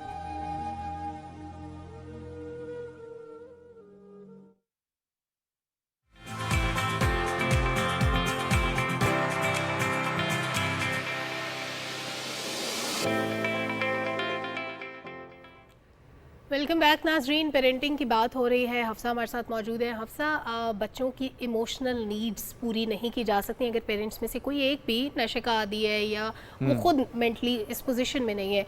बच्चों की इमोशनल नीड्स होती क्या है? ओके, बच्चे गाहे बगाहे चाहते हैं कि उनको इमोशनल वैलिडेशन मिलती रहे, बिकॉज़ बच्चों को नहीं पता कि इमोशंस क्या हैं, थॉट्स क्या हैं, बिहेवियर्स क्या हैं, राइट? तो बच्चे एक्सप्लोर कर रहे होते हैं। तो वालिदैन को चाहिए कि वो सिखाएं अपने बच्चे को कि हाँ, एक खुशी का इमोशन होता है, एक गम का इमोशन होता है। You sometimes feel sad, you sometimes feel happy, you sometimes feel scared. आप डरते भी हो, आपको गुस्सा भी आता है, ठीक है? अब बच्चे इमोशंस को नहीं अंडरस्टैंड कर रहे, उन्हें नहीं पता कि उनके इमोशंस उनके बिहेवियर को किस तरह से लीड कर रहे हैं, राइट? तो अगर उनकी इमोशनल अंडरस्टैंडिंग पे काम करेंगे, अगर गाहे बगाहे जो वालिदैन है वो बच्चे को वैलिडेट करते हैं कि हाँ, if you feeling scared, I am here to protect you, you do not to get worried about anything, आपको परेशान होने की ज़रूरत नहीं है, मैं हूँ आपकी प्रोटेक्शन के लिए यहाँ पे। इफ़ यू हैव एनीथिंग, कुछ आप महसूस कर रहे हो, मेरे साथ शेयर करो। सो इस तरह से जब हम डिफरेंट इमोशंस को नाम दे के बच्चे को सिखाते हैं कि हाँ, क्या आप ऐसा महसूस कर रहे हो, क्या आप इस टाइम पे खुश हो, क्या आपको गुस्सा आ रहा है, क्या आप परेशानी में हो, किसी किस्म के खौफ में मुब्तला हो, तो हम नाम लेबल कर रहे हैं इमोशंस को। सो दिस इज़ हाउ बच्चे लर्न कर रहे हैं कि वो जो फील कर रहे हैं वो उनके इमोशंस हैं और उनके इमोशंस किस तरह से उनके बिहेवियर को जनरेट करते हैं। ठीक है, तो ये ग्रोथ का बाइस कैसे बनता है? लाइक इससे इमोशनल जब आप स्ट्रॉन्ग होते हो तो उससे क्या आप महसूस करते हो फिर आगे? अच्छा, ग्रोथ का बाइस कैसे बनता है? जैसे मैंने स्टार्ट में कहा कि किस तरह से आपकी लेटर इन लाइफ एडल्टहुड में आपकी इनिशियल जो आपकी स्टार्ट में जो डेवलपमेंट हुई है, पेरेंटिंग किस तरह की थी, वो किस तरह से इफेक्ट करती है। इसका मतलब ये है कि अगर बचपन में वालिदैन जो है बहुत ज़्यादा ओवर प्रोटेक्टिव हैं बच्चे को लेके, एक होता है कि दिस इज़ वेरी नेचुरल कि आप बच्चे का ख्याल रखते हो, वालिदैन को पता है कि बच्चे का ख्याल रखना है, बच्चे को प्रोटेक्ट करना है, बट समटाइम्स वालिदैन ओवर प्रोटेक्टिव हो जाते हैं, वो ज़रूरत से ज़्यादा ख्याल रख रहे होते हैं। What is over protective? या वो ज़रूरत से ज़्यादा बच्चे का ख्याल रख रहे होते हैं, जहाँ पर नहीं भी ज़रूरत, जहाँ पर बच्चा अपनी सलाहियत को इस्तेमाल करते हुए अपने आप को प्रोटेक्ट कर सकता है, वहाँ पे भी वालिदैन एंटिसिपेट करते हैं, वहाँ पे वालिदैन आगे आते हैं और बच्चे को प्रोटेक्ट करते हैं। लेकिन वो कौन सी एज होती है जिस एज के बाद बच्चे पे छोड़ देना चाहिए उसके इमोशंस को, या बच्चा जो एक्सप्रेस करना चाहता है, और कब तक वालिदैन का रोल इम्पोर्टेंट होता है कि वो बच्चे की हर चीज़ को इंटरप्रेट करें? अच्छा, फर्स्ट अगर हम कहें पहले 1 या 2 साल जो ज़िंदगी के बच्चे के जो बच्चा जो बहुत छोटा होता है और फर्स्ट 2 इयर्स जो होते हैं उसके बाद बच्चे को हमें थोड़ा सा इंडिपेंडेंस देनी होती है, उनको ऑटोनॉमी देनी होती है, सो दैट उनके अंदर एक सेंस ऑफ एजेंसी डेवलप हो कि हाँ, we can do things ourselves, we can walk ourselves, हम खुद वॉक कर सकते हैं, हम अपने बैलेंस पे खड़े हो सकते हैं। अभी वालिदैन को या वालिदा को आने की ज़रूरत नहीं है कि मुझे पकड़ के लेके चले अपने साथ, वो खुद खड़े होकर चल सकते हैं। सो जब बच्चे टोडलर्स होते हैं, वो चलना शुरू करते हैं, बात करना शुरू करते हैं, कम्युनिकेशन स्टार्ट करते हैं, ये टाइम होता है कि बच्चे के साथ आपको बड़ा पेशेंटली काम करना होता है। आपको इम्पेशेंटली एंशियसली बच्चे को जाके फ़ौरन से प्रोटेक्ट नहीं करना, ये बता नहीं देना, उसके मुंह में अल्फाज नहीं डाल देने कि हाँ ऐसे चलना है, एकदम से उसको पकड़ नहीं लेना कि तुम गिर जाओगे। नो, लेट देम बी, उनको चलने दें, उनको बात करने दें, सो दैट दे लर्न कि हाँ, हम ठीक से बोल रहे हैं, क्योंकि वो गलतियाँ करेंगे और गलती से वो फिर सीखेंगे, वो गिरेंगे और फिर उठेंगे। ठीक है, और ये आहिस्ता आहिस्ता उनका लर्निंग प्रोसेस आपके घर से आपने शुरू किया। और इसमें एक चीज़ मैं ऐड करना चाहूँगी कि अगर आप ओवर प्रोटेक्टिव हैं अभी बच्चे को लेके, तो लेटर इन लाइफ ये हो सकता है कि बच्चे जो हैं वो अपनी ज़िंदगी के जो चैलेंजेस हैं उनको डील करना उनके लिए मुश्किल हो सकता है। हाँ, वो डिसीजन मेकिंग में उनको प्रॉब्लम हो सकता है, वो अपनी ज़िंदगी के मसाइल को खुद हल नहीं करेंगे, वो डिपेंडेंट रहेंगे कि कोई आए उनके लिए उनकी प्रॉब्लम्स को सॉल्व। एजुकेशन बहुत अहम स्टेप है, और उसी के ऊपर पहला बच्चे का स्टेप जो एजुकेशन की तरफ जाता है, स्कूल किस किस्म का होना चाहिए, माँ बाप को क्या चीज़ें उसमें नोट करनी चाहिए? क्योंकि अभी भी हम एजुकेशन के ऊपर ही डिस्कस कर रहे थे अपने पिछले टॉपिक में, तो कुछ माँ बाप अच्छे स्कूल में बच्चे को इसलिए नहीं डालते क्योंकि वो उनके घर के पास नहीं होता, پہلی ان کی پرائرٹی ہوتی ہے کہ ہمارے گھر کے پاس جو اسکول ہے if I'm right, ٹھیک ہے، میں نے اپنے قریب ایسے ایگزامپلس دیکھی ہیں کہ جو گھر کے قریب اسکول ہے ادھر بچے کو بھیجیں، اور پھر یہ ایکسپیکٹ کرتے ہیں کہ 2, 3, 4 کلاس میں تھوڑا سا بڑا ہوگا بچہ تو ہم اسے کسی اور جگہ پہ بھیج دیں گے. لیکن یہ جو play group, nursery, Montessori, first second class ہے، یہ بہت میرے نزدیک تو بڑی امپورٹنٹ کلاسز ہیں. تو کیا اس پہ آپ کہتی ہیں، پوائنٹ آف ویو کیا آپ کا؟ اچھا، انیشیلی تو اسکول کا فوکس ہوتا ہے، یا آپ بچے کو اسکول میں ایڈمیشن کراتے ہو، آپ کے مائنڈ میں یہ چیز ہے you need to expose your child.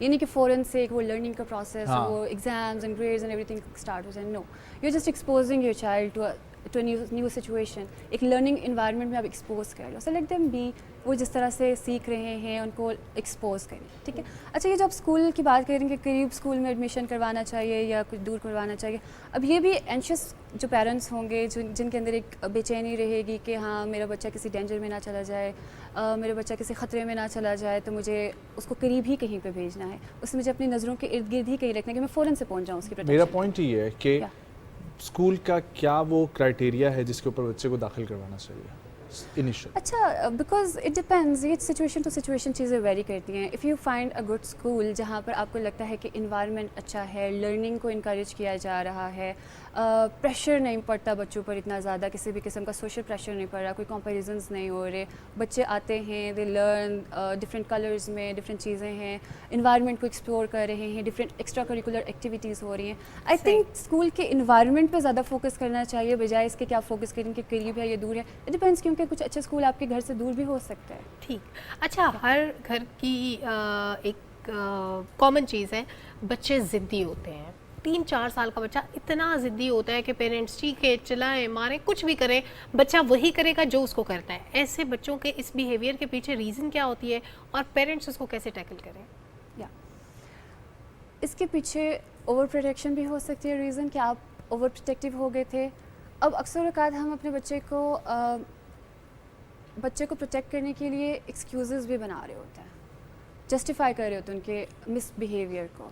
اگر وہ بدتمیزی کر رہے ہیں، اگر وہ کوئی غلطی کر رہے ہیں، تو ہم دوسروں کے سامنے، کرٹکس کے سامنے ہم ان کو کہیں گے کہ نہیں، میرا بچہ کا موڈ خراب تھا یا اس کی طبیعت خراب تھی اس لیے اس نے ایسا کر دیا. اب بچہ اس سے انیبلنگ لرن کر رہا ہے. اب بچے کو انیبل کر رہے ہیں بیسکلی کہ وہ اپنے مسٹیکس کو ریپیٹ کر سکتا ہے، وہ اپنے مس بیہیویئر کو ریپیٹ کر سکتا ہے. اسی طرح سے اس کے اندر اسٹبرنس ڈیولپ ہونے لگتی ہے. وہ ضدی، اس نے سیکھ لیا ہے کہ وہ ضد کرے گا، بار بار ضد کرے گا ایک چیز کے لیے تو اس کو وہ چیز مل جائے گی. اگر وہ نہیں کرے گا تو یہ اس کی کنڈیشننگ ہوئی ہوئی ہوتی ہے، اس کا لرننگ پیٹرن، اس نے سے چیزیں لرن کر لی ہوتی ہیں کہ ضد کروں گا تو چیز مل جائیں گی. اب اس کے پیچھے ایک اور ریزن بھی ہو سکتا ہے، بچے ریبیلیس بھی ہوتے ہیں سم ٹائمس. جو بچے نگلیکٹ کا شکار ہوتے ہیں، جن کو انف اٹینشن، افیکشن نہیں ملی ہوتی اپنے والدین سے، وہ ریبیلیس بن جاتے ہیں. وہ ان کے اندر ایک فیئر آف انٹیمیسی بھی ہوتی ہے، وہ اٹیچمنٹس ڈیولپ نہیں کرتے لوگوں کے ساتھ، لوگوں سے دور دور بھاگتے ہیں. ان کے اندر ایک ضدی پن آ جاتا ہے، ڈس آرگنائزڈ قسم کا ان کا بیہیویئر ہوتا ہے. They never get happy with anything. Okay. اگر میں یہاں سے ڈائریکٹ جمپ مار کے جانا چاہوں ٹین ایج پہ، سو ٹین ایج میں کیوں پرابلمس آتی ہیں پیرنٹس اور بچوں کے درمیان؟ اوکے، اگین اس میں آپ کے پیرنٹنگ اسٹائل کا بھی رول ہے، اینڈ دین ٹین ایج پہ ہارمونل چینجز بھی ہوتا ہے، رائٹ؟ بچے تو یہ پیرنٹس کیوں نہیں انڈرسٹینڈ کرتے؟ ہاں، کیونکہ پیرنٹس کے لیے یہ چیز انڈرسٹینڈ کرنا اس لیے مشکل ہوتا ہے کہ کیوں ان کے اپنے وقت میں بھی تو اس طرح ان کے ساتھ ہوا تھا. کس کو یاد ہوتا ہے اپنا بچپن؟ کیوں نہیں یاد ہوتا؟ یاد کرنا چاہیے والدین کو اپنا بچپن. اوکے، سم ٹائمز بچے اپنے فیئرس کو پروجیکٹ کر رہے ہوتے ہیں اپنے بچوں میں. اگر وہ اینشیس رہے ہیں یا ان کی زندگی میں کسی قسم کا کوئی خوف رہا ہے تو انہیں لگتا ہے کہ بچے بھی اس خوف میں مبتلا ہو سکتے ہیں.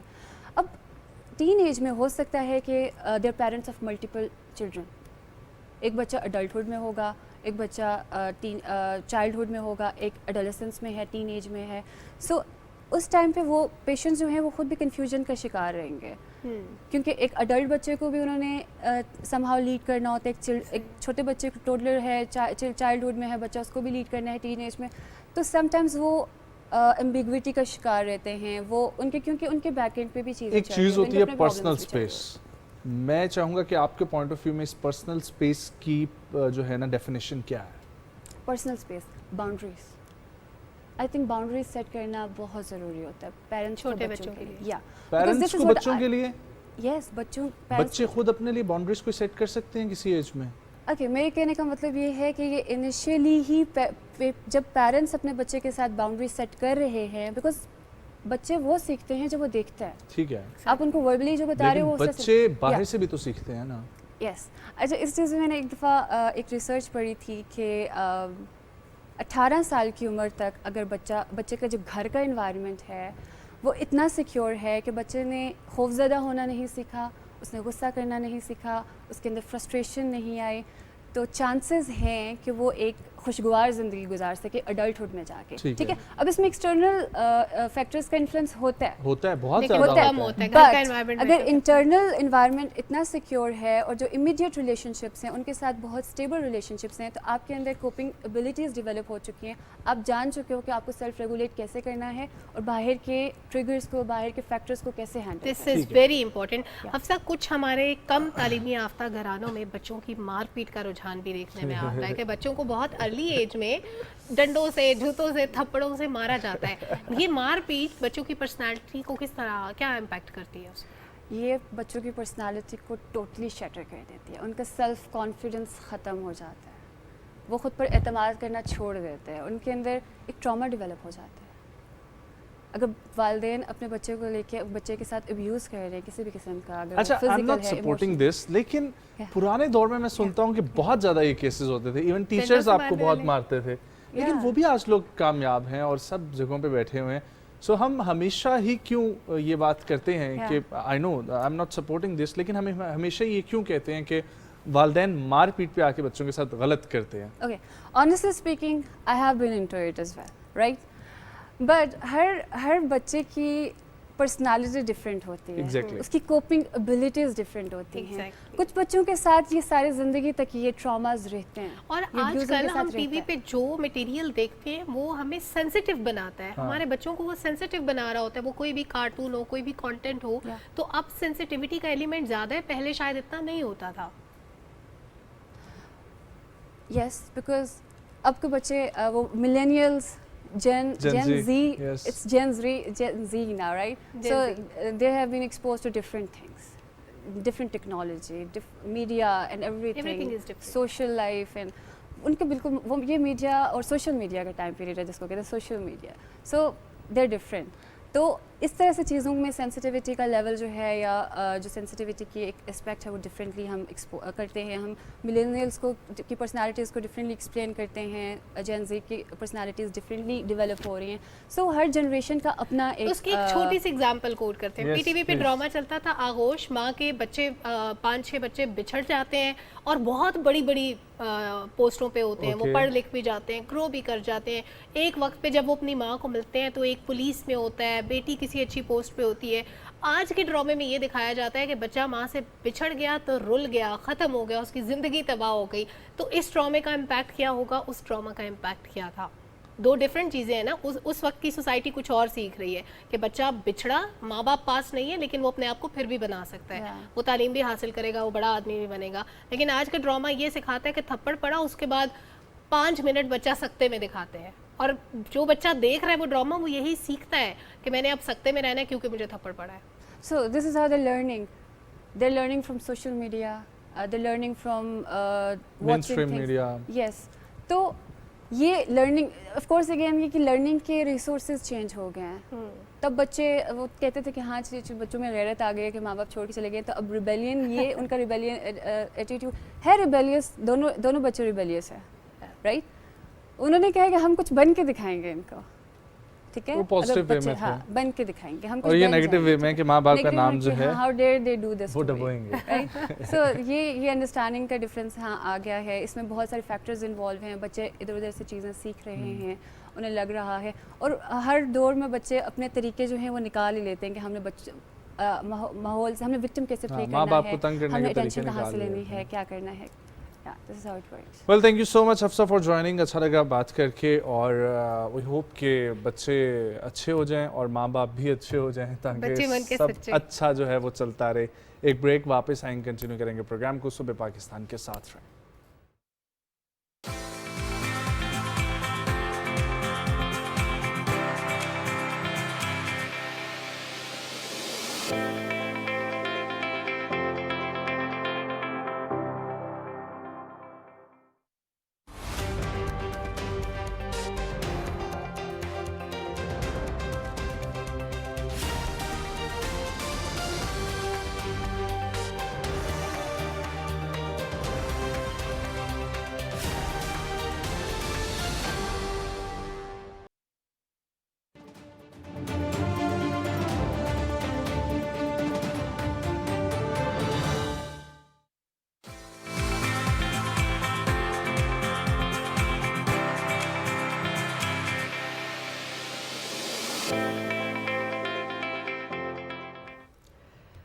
वेलकम बैक नाज़रीन। बहुत अहम मौजू हमारा आज के दिन की मुनासबत से और गाहे बगाहे हम इसको डिस्कस भी करते रहते हैं कि गुस्ताखाना मवाद की तशहीर जो सोशल मीडिया पे की जाती है उसको कैसे रोका जाए, उसके अगेंस्ट कैसे अवेयरनेस क्रिएट की जाए और लोगों को कैसे ये सिखाया जाए कि अगर आप ऐसा मवाद देखें तो उसके बाद करना क्या है, उसको ख़त्म कैसे करना है, उसको डिस्करेज कैसे करना है, उसको इंटरनेट से हटाना कैसे और उसको काउंटर कैसे करना है। इन्हीं मौज़ूआत पे आज बात करेंगे। बिल्कुल जी, और इसी पर बात करने के लिए हमें ज्वाइन करें मजहबी स्कॉलर जनाब मसूद अहमद अलवी साहब। अस्सलाम वालेकुम हज़रत, बहुत शुक्रिया वक्त निकालने के लिए। खैरियत से आप? अल्हम्दुलिल्लाह, अल्लाह का शुक्र। हज़रत ये फरमाइएगा कि सोशल मीडिया आज की इम्पॉर्टेंट चीज़ है, पहले जनरेशन आने वाली इस्तेमाल कर रही थी, लेकिन अब हमारे वालिदैन भी हर एक बंदा इस वक्त सोशल मीडिया के ऊपर मौजूद है, तो ये ज़रूरत बन चुकी है एक। इस ज़रूरत को अब हमें किसी ने सिखाया भी नहीं है, ना स्कूल में एजुकेशन दी जा रही है कि सोशल मीडिया कैसे इस्तेमाल करना चाहिए।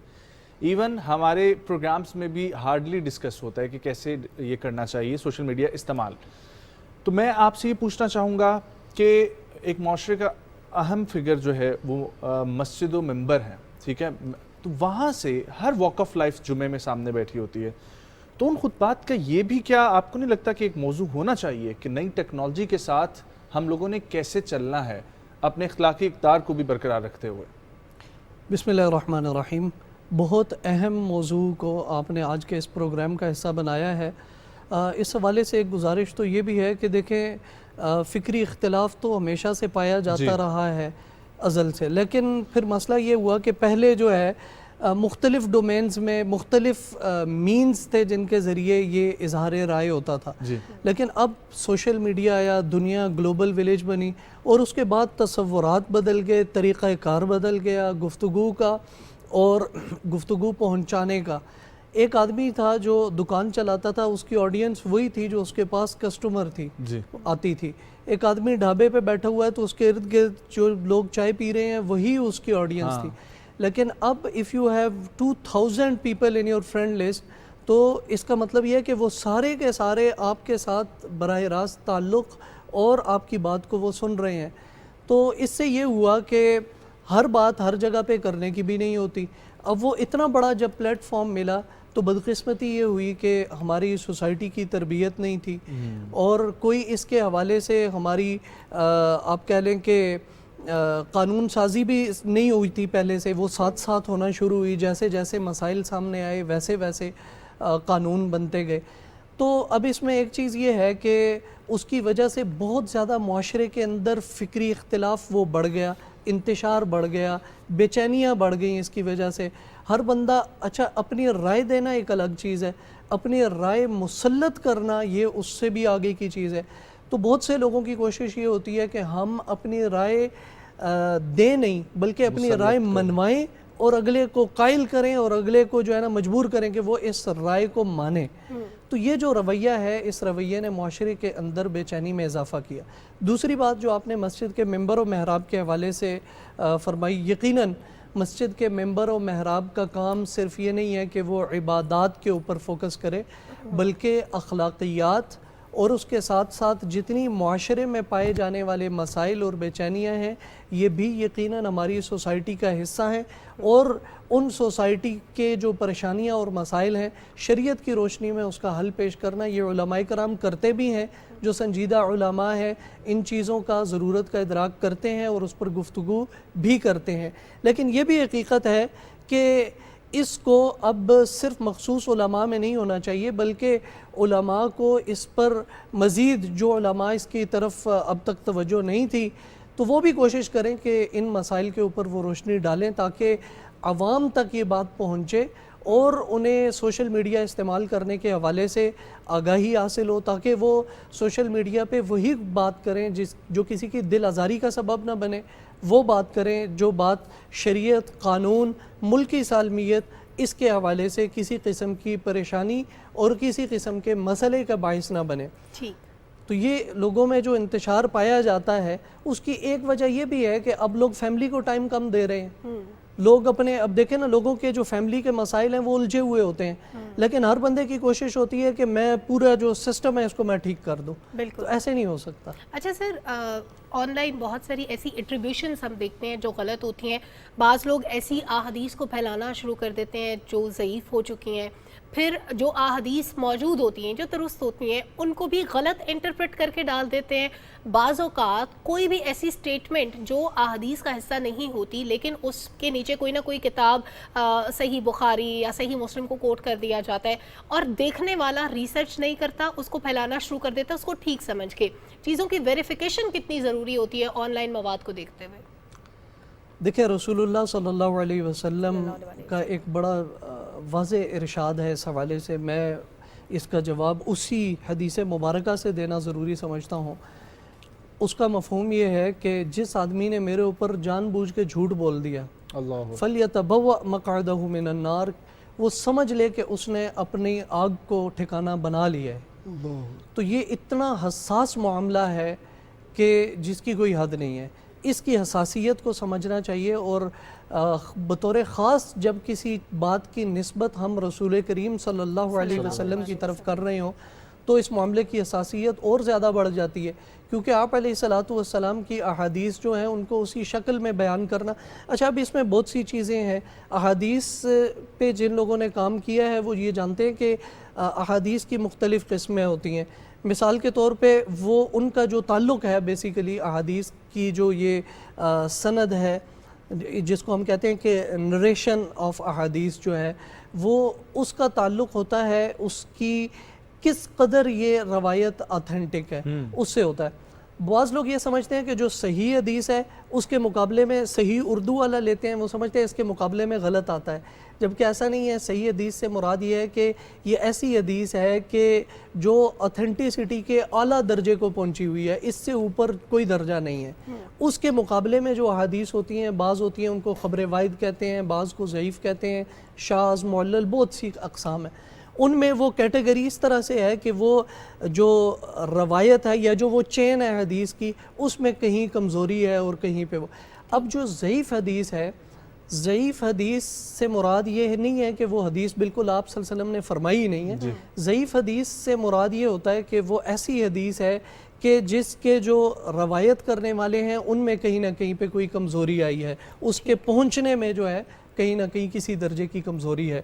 اس میں علماء یہ کہتے ہیں کہ اگر وہ حدیث ضعیف حدیث ایسی ہے کہ جس سے فضائل کے بارے میں ہے وہ, تو اس میں کوئی حرج نہیں ہے فضائل میں, کہ کسی نے کسی کو موٹیویٹ کرنے کے لیے کہا اور وہ حدیث کتابوں میں ضعیف درجے میں موجود ہے تو آپ اس کو بیان کر سکتے ہیں. لیکن وہی ضعیف حدیث اگر کسی حکم کو بیان کر رہی ہے, اس کے نتیجے میں کوئی آدمی کسی آدمی کے کفر اسلام کا مسئلہ بن رہا ہے, اس کے نتیجے میں کسی چیز کے حکم کا کہ وہ ناجائز, مکروہ اور حرام ہو رہی ہے اور معاشرے پر اس کا اثر پڑ رہا ہے, ایسی حدیث کو بیان نہیں کرنا چاہیے. اور سب سے بڑی بات یہ ہے کہ حدیث بیان کرنے کے لیے یا تو خود بندے کے پاس اتنا نالج ہو کہ وہ ان اقسام کو سمجھتا ہو, اور پھر وہ جب حدیث کو بیان کر رہا ہے آگے تو پھر وہ اس کا ریفرنس بھی دے سکتا ہو, اس کو پروف بھی کر سکتا ہو کہ ہاں جی یہ فلاں بک میں صرف آپ نے لکھا ہوا پڑھا کہ یہ فلاں حدیث ہے اور فلاں جگہ پہ ہے, مے بی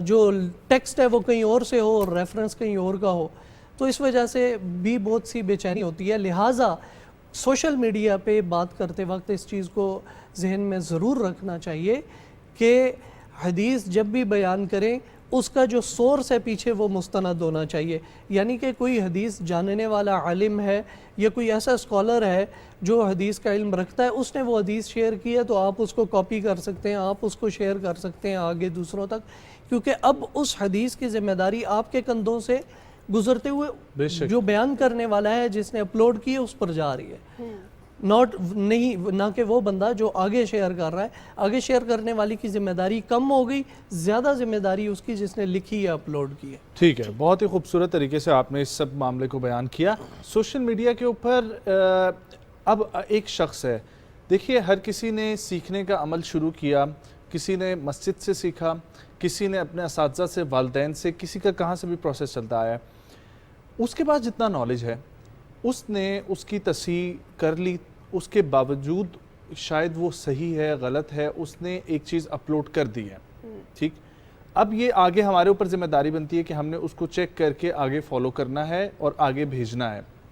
لیکن ایک دوسری چیز کہ ایک آپ کو چیز نظر آ رہی ہے کہ یہ غلط چیز ہے اور آپ اس کو پروپیگنڈے کا باعث بنا کے آگے شیئر کرتے ہیں، چاہے وہ آپ کے مکاتب فکر کے درمیان کا کوئی مسئلہ ہو یا مختلف مذاہب کا مسئلہ ہو، تو یہاں پر اسلام کیا سختی سے تاکید کرتا ہے کہ جو نفرت پھیلائے گا مختلف مذاہب کے درمیان اور مسالک کے درمیان، اس کے لیے کیا سزا کا حکم ہے؟ دیکھیں قرآن کریم نے اس چیز کو بڑے واضح انداز میں بیان کیا، کیونکہ ایک تو جانے انجانے میں آپ نے کر دی نا، جو سلمہ کا سوال تھا کہ اس کی تصحیح کرنا بھی ہمارے اوپر فرض ہے، لیکن ایک جو جان بوجھ کے کر رہا ہے، اور آج کل زیادہ تر لوگ ایسے ہی نظر آ رہے ہیں جو جان بوجھ کے اشتعال پروپیگنڈا کرتے ہیں۔ جی جی جی دیکھیں حدیث مبارکہ کو سمجھنے کے لیے یہ چیز بھی ضروری ہے کہ بعض احادیث کسی خاص پس منظر میں ہے، اس کی جو انٹرپریٹیشن ہے وہ بھی مخصوص مواقع پر استعمال ہو سکتی ہے، مخصوص ڈومینز کے اندر ہو سکتی ہے، آپ اس کو اپنے مقصد کے لیے اگر استعمال کر رہے ہیں اور وہ بھی اس طرح کے حدیث کی جو انٹرپریٹیشن ہے اسے آپ ہٹ کے کر رہے ہیں، تو یہ چیز دین اسلام کی تعلیمات کے منافی ہے۔ اسی طرح آپ نے ایک بات کی کہ یہ جو جب بین المسالک یا مذاہب کی ہم بات کرتے ہیں تو اس میں اسلوب ہمیں وہ اختیار کرنا چاہیے جو اچھا اسلوب ہے، نہ کہ ایسا ہمارا رویہ ہو، ہماری گفتگو کا انداز جارحانہ ہو کہ بجائے ہم کسی کو قائل کرنے کے الٹا اسے اپنے سے، اپنے دین سے، اپنے مذہب سے بیزار کر رہے ہوں۔ قرآن کریم کہتا ہے وَجَادِلْهُمْ بِالَّتِي هِيَ أَحْسَنُ، ایسے انداز میں آپ گفتگو کریں، قائل کریں اگلے بندے کو کہ جو اچھا انداز ہو، ایسے اچھے انداز میں آپ گفتگو کریں، سمجھائیں دوسروں کو۔ قرآنی تعلیم بھی یہی ہے۔ تو یہ چیز ضروری ہے سمجھنا کہ ایک تو ہم اس کے معاملے میں محتاط رہیں کہ جو چیز ہم شیئر کر رہے ہیں قیامت کے دن ہم نے اس کا جواب بھی دینا ہے، آیا وہاں پہ ہم اس کو پھر ثابت کر سکیں گے، جواب دے سکیں گے یا نہیں۔ اور دوسرا یہ کہ گفتگو کرتے وقت بھی اس چیز کو مد نظر رکھنا چاہیے کہ ہمارا انداز اور ہماری جو گفتگو ہے وہ جارحانہ نہ ہو بلکہ اچھے انداز سے کی، اور یہ ہمارا مذہب بھی ہمیں سکھاتا ہے کہ آپ کے رویے میں بھی اعتدال ہونا چاہیے۔ سر، سوشل میڈیا کا استعمال مثبت مقاصد کے لیے، دین کا مثبت چہرہ پیش کرنے کے لیے کیسے کیا جا سکتا ہے؟ جی یہ بہت اچھی بات آپ نے کی ہے۔ دیکھیں سوشل میڈیا کا استعمال اس طرح سے کیا جا سکتا ہے کہ جو بندہ جس بیک گراؤنڈ کے ساتھ ہے یا جس پرسنالٹی کے ساتھ ہے، اچھا وہ اس میں بات کریں۔ اب ایک ڈاکٹر ہے، میڈیکل کا بندہ ہے، تو وہ سوشل میڈیا کا استعمال دین اسلام کی تعلیمات اور اس کے ساتھ ساتھ میڈیکلی جو چیزیں اس نے سمجھی ہیں ان کی تطبیق کے ساتھ یہ بہت کچھ معاشرے کو اور سوسائٹی کو بتا سکتا ہے، تو وہ ضرور اس کے اوپر کام کرے۔ اچھا ایک بندہ اس طرح کا ہے کہ جو ادیب ہے، اس ادیب آدمی کو چاہیے کہ جو اپنا ادب ہے اس کو اس رنگ میں پیش کرے کہ وہ سوسائٹی کے اوپر جا رہا ہے تو اس میں جو میسیج وہ دینا چاہ رہا ہے وہ بڑے اچھے انداز میں میسیج دے رہا ہے، کیونکہ وہ غیر ادیب کے مقابلے میں ادیب بہت اچھے انداز میں اپنی بات کو آگے پھیلا سکتا ہے۔ اسی طرح عوام الناس ہے، عام آدمی ہے، اس کی بھی ذمہ داری یہ ہے کہ وہ اپنی سمجھ اور فہم کے مطابق صرف ان ہی چیزوں کو آگے پیش کرے جو سوسائٹی میں انتشار کا باعث نہ بنے، سوسائٹی میں پریشانی کا باعث نہ بنے، بلکہ پیار، محبت، دین اسلام کا جو میسیج ہے سلامتی کا، اس میسیج کو وہ پروموٹ کر رہا ہو۔ جب یہ بنیادی چیزیں سامنے ہوں گی، دیکھیں آپ جب کوئی نفرت آمیز چیز یا آپ جب کوئی غصے والی چیز یا آپ کوئی اشتعال والی چیز جب آپ سوسائٹی میں اس کو پروموٹ کرتے ہیں تو اس سے اشتعال ہی بڑھے گا۔ آپ جب امن کی بات کریں گے، آپ جب سلامتی کی بات کریں گے، پیار کی بات کریں گے، تو سوسائٹی کے اندر وہی چیزیں پروان چڑھیں گی۔ تو اس چیز کا عام بندے کو بھی خیال کرنا چاہیے اور باقی جتنے پروفیشنز سے لوگ وابستہ ہیں انہیں بھی یہ خیال کرنا چاہیے کہ اکارڈنگ ٹو یور پرسنالٹی، آپ کی جو پرسنالٹی ہے آپ اس کے مطابق، آپ کا جو بیک گراؤنڈ ہے آپ اس کے مطابق بات کریں۔ اپنی ڈومین میں زیادہ اچھی گفتگو کر سکتا ہے بندہ، بجائے اس کے کہ جس طرح آج کل ہے کہ ہمارا سوشل میڈیا یوز کرنے والا ہر بندہ ڈاکٹر بھی ہے، مفتی بھی ہے، عالم بھی ہے، شیخ الحدیث بھی ہے، اور ان سب سے بڑھ کے پولیٹیکل اینالسٹ بھی ہے۔ پولیٹیکل اینالسٹ تو ہر کوئی، یہ ساری چیزیں تو جمع نہیں ہو سکتی۔ ٹھیک ہو گیا۔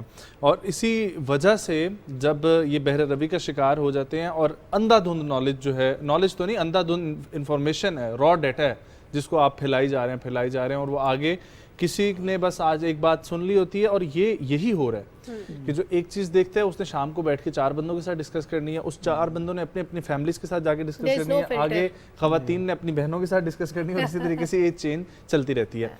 اب یہ ہمارے اوپر کتنی ذمہ داری ہے کہ ہم اپنے دین اسلام کو اچھا انٹرنیشنلی بھی پروموٹ کرنے کے لیے سوشل میڈیا کا استعمال جب کرتے ہیں تو اس پوائنٹ پر اب یہ پوائنٹ ہے کہ دیکھیں صرف اور صرف اسلام کی ذمہ داری ہمارے علماء نے تو نہیں لی ہوئی نا، ٹھیک ہے، ہم سب انڈیویجولی مسلمان جو ہیں وہ اس کیپیسٹی میں دین اسلام کی تبلیغ کرنے کے ہمیں حکم دیا گیا.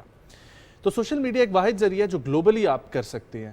آپ اپنے اسلام کے لیے اگر میں پوچھوں because ہم لوگ اسلامک ریپبلک آف پاکستان ہے، اس کے باشندے ہیں، تو ہم اپنی ریاست کے تھرو اسلام کی اشاعت کے لیے ہر انڈیویجول کی کیا کیپیسٹی بنتی ہے کہ اس میں کیا حصہ ڈالے؟ دیکھیں ہر انڈیویجول جو ہے اس حوالے سے دو چیزیں ہیں. ایک تو یہ ہے کہ وہ اپنا جو دین اسلام کے حوالے سے اس کا فہم ہے اس فہم کو سیکھے، اور اس نے یقیناً سیکھا ہوگا کسی سے.